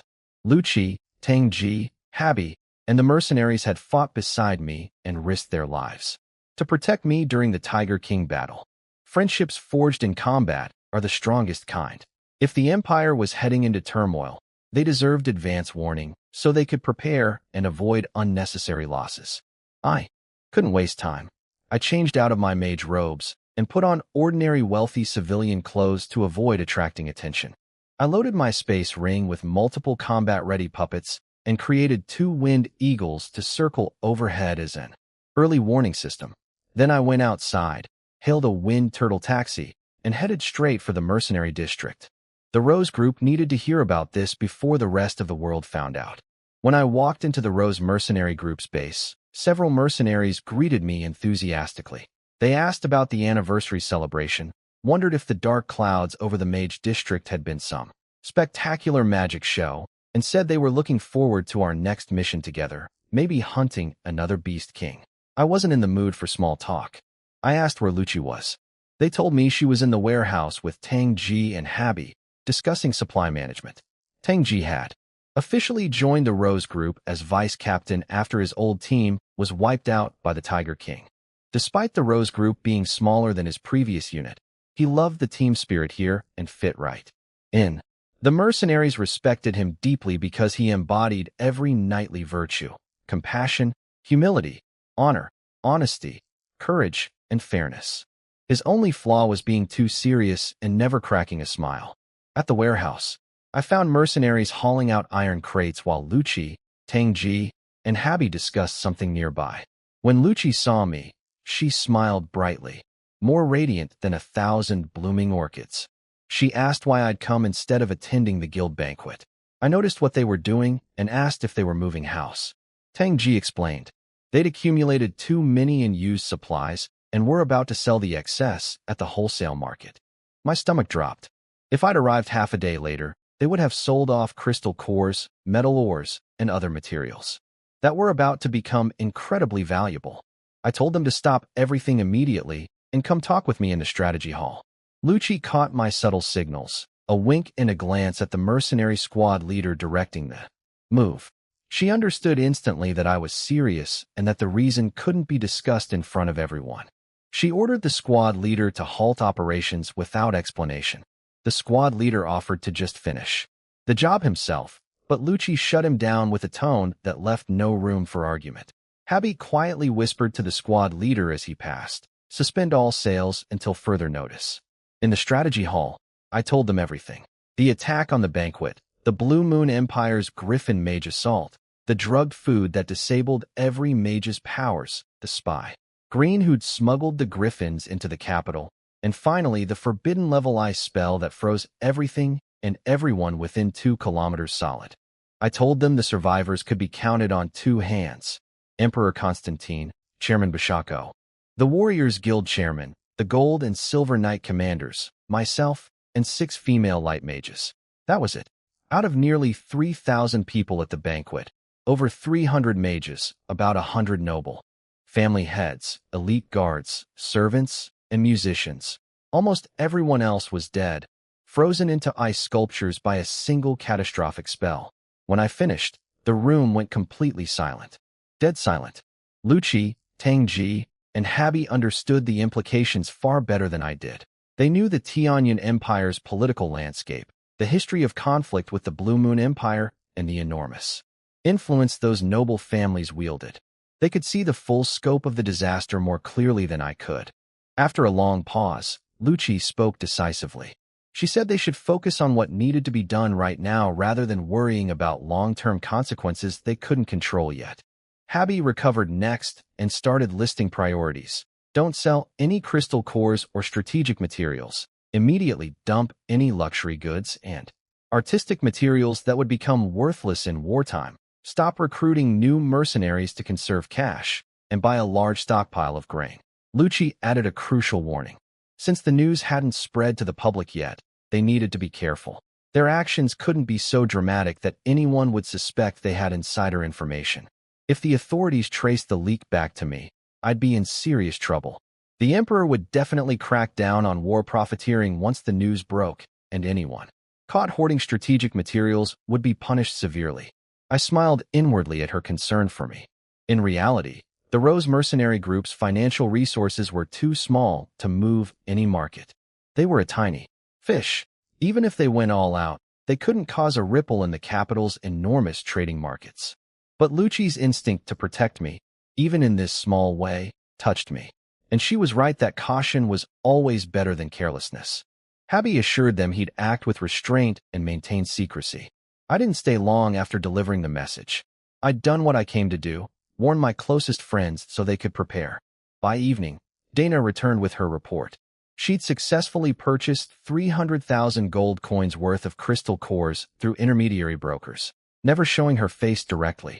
The purchases were spread across multiple channels to avoid drawing attention. But she'd noticed something interesting. After she finished buying, other large buyers had entered the market and started quietly snapping up crystal cores too. By the time the trading hall closed for the day, crystal core prices had already risen over 4%. I praised her work. She'd handled everything perfectly, discreet, efficient, and thorough. But I was curious about those other buyers. Someone else had clearly gotten wind of the disaster and was making the same play I was. Maybe the Warriors Guild Chairman had told someone. Or maybe the Yaran family had figured it out on their own. After all, the Silver Knight Commander was Brenda's son, and had been at the banquet. He would have seen the casualties firsthand, and could have sent word to his family immediately. The Yaran family had the financial muscle to move markets in ways the Rose Group never could. Either way, the clock was ticking. Once the full truth came out, prices wouldn't just rise 4%. They'd explode. Every household in the Empire depended on crystal cores for their magic stoves, their lights, their ice boxes. With the mages who maintained the energy infrastructure mostly dead, efficiency would plummet and demand for raw cores would surge. I'd gotten in at the ground floor, and that 300,000 gold investment was about to multiply significantly. That same evening, rumors started spreading through the capital's upper circles and adventurer communities. In taverns, banquet halls, and street corners, people were buzzing with wild theories about what had happened in the Mage District. One man claimed with absolute authority that the Mages Guild had tried to cast a massive spell. That backfired, killing several mages. He seemed delighted about it, saying he'd always hated how arrogant mages were. Another man panicked, hoping the dead weren't light mages because his father had a terminal illness and was counting on getting a healing slot at the Holy Light Temple. Then someone else jumped in, insisting it wasn't a magical backfire at all. Someone had actually attacked and killed 5 mages. He claimed his information was the most reliable because his uncle's aunt's nephew was a member of the Silver Knight Order and had been stationed outside the Mage District that day. But nobody believed him. Who would dare attack with the Emperor present? Even the man himself couldn't defend that claim. Gossip in this world was every bit as wild and unreliable as it was back on Earth. The next day, the capital's strategic goods markets erupted. Massive waves of money poured into crystal cores, healing potions, and grain. Prices skyrocketed, especially crystal cores, which jumped about 20% in a single day. Some traders and brokers who'd been sitting on inventory saw the spike, dumped everything they had, and celebrated their quick profits. But when prices kept climbing even higher, they kicked themselves and started asking what was going on. Some connected the dots to the rumors about dead mages. If top researchers at the Magic Research Institute had been killed, array quality would decline and crystal core demand would surge even further. Those traders jumped right back in as buyers, pushing prices up even more. By the third day, every ordinary citizen in the capital had heard some version of the story. The guild's celebration activities had been officially suspended, which confirmed that something real had happened on June 20th. People were now certain there had been a serious incident, though the details varied wildly across hundreds of different versions. In a world without proper news media, a single event could spawn an endless parade of contradictory stories. That day, the crystal core market went absolutely insane. Prices shot up in a frenzy that left everyone stunned. Compared to what I'd paid through Dana just 2 days earlier, cores had risen over 70%. The speculation fever in this world was every bit as intense as anything I'd seen on Earth. Human greed is apparently a universal constant across all worlds. Give people a commodity market and the chance to make quick money, and they'll drive prices to absurd heights regardless of which reality they live in. I figured that as magical civilization kept developing here, eventually they'd create the equivalents of stock exchanges, futures markets, and commodity trading floors. I hadn't gone to the trade district myself during those 2 days, but Dana kept me updated on prices constantly. The scale of the price swings genuinely surprised me. My crystal core holdings were now worth about 500,000 gold coins, a profit of roughly 200,000 in just 2 days. But I knew better than to push my luck. Crystal cores are this world's primary energy source, essential to every household and every industry. The imperial government couldn't possibly let prices run wild forever. In any speculation frenzy, the people who get too greedy always end up losing everything. I expected the emperor to intervene soon, so I had Dana start selling off our entire stockpile in small batches to avoid attracting attention. After everything was sold, I calculated our total profit, 223,000 gold coins. I deposited every coin into my account at the Imperial Bank and walked away from the crystal core market completely. I'd taken what I could and felt no regret. Whether prices went higher or crashed afterward was no longer my concern. Looking back, my timing was actually quite good. Prices eventually peaked at about 80% above normal before the imperial government stepped in. And when the emperor intervened, it wasn't the gentle regulatory approach I remembered from Earth. There were no hearings, no gradual policy adjustments. A single royal decree came down, and anyone caught manipulating strategic resource prices faced execution and total confiscation of family assets. Merchants loved money, but they loved their heads more. Crystal core, grain, medicine, and steel prices all dropped immediately, settling at about 30% above the original level. After banking my profits, I locked myself in my villa and threw myself into magic training with renewed intensity. Surviving Frozen 1,000 Miles had been a brutal wake-up call. I'd seen firsthand the staggering gap between my abilities and the true powers of this world. That Forbidden-level spell had destroyed 3 of my 4 puppets and nearly killed me despite my best preparations. Survival in this chaotic world depended entirely on personal strength, and mine was clearly insufficient. I'd gotten lucky this time. Next time, luck might not be enough. A day later, the Empire finally released its official report on the incident. According to the government, a group of assassins from the Blue Moon Empire had infiltrated the Mage District intending to disrupt the anniversary celebration. Under the Emperor's brilliant leadership, the Empire had launched a swift and devastating counterattack. Nearly all the Blue Moon assassins had been killed, with only their leader Bridge escaping. The Blue Moon's other commander, the level 9 warrior Perlma, had been slain by Imperial forces. The report acknowledged that some mages and nobles had been injured or killed in the incident, and the Emperor expressed deep personal regret, even visiting the families of fallen mages himself. The Foreign Minister issued a fierce condemnation of the Blue Moon Empire's cowardly actions and demanded they hand over Bridge immediately. He warned that failure to comply could result in further action by the Tianyan Empire, including military force. The official report also warned that Blue Moon spies were spreading false rumors in the capital, claiming that mages from the Magic Research Institute's 3 major divisions had died in the attack. The government called these lies designed to destabilize the Empire's commercial order. Citizens were urged to ignore rumors and refrain from hoarding crystal cores or grain. The official statement was obviously a carefully managed version of events, dramatically understating the true casualties. But it served its purpose. After the announcement, public order gradually returned to normal. The wildest rumors died down somewhat, though unsettling whispers continued circulating quietly, and a general sense of unease hung over the capital.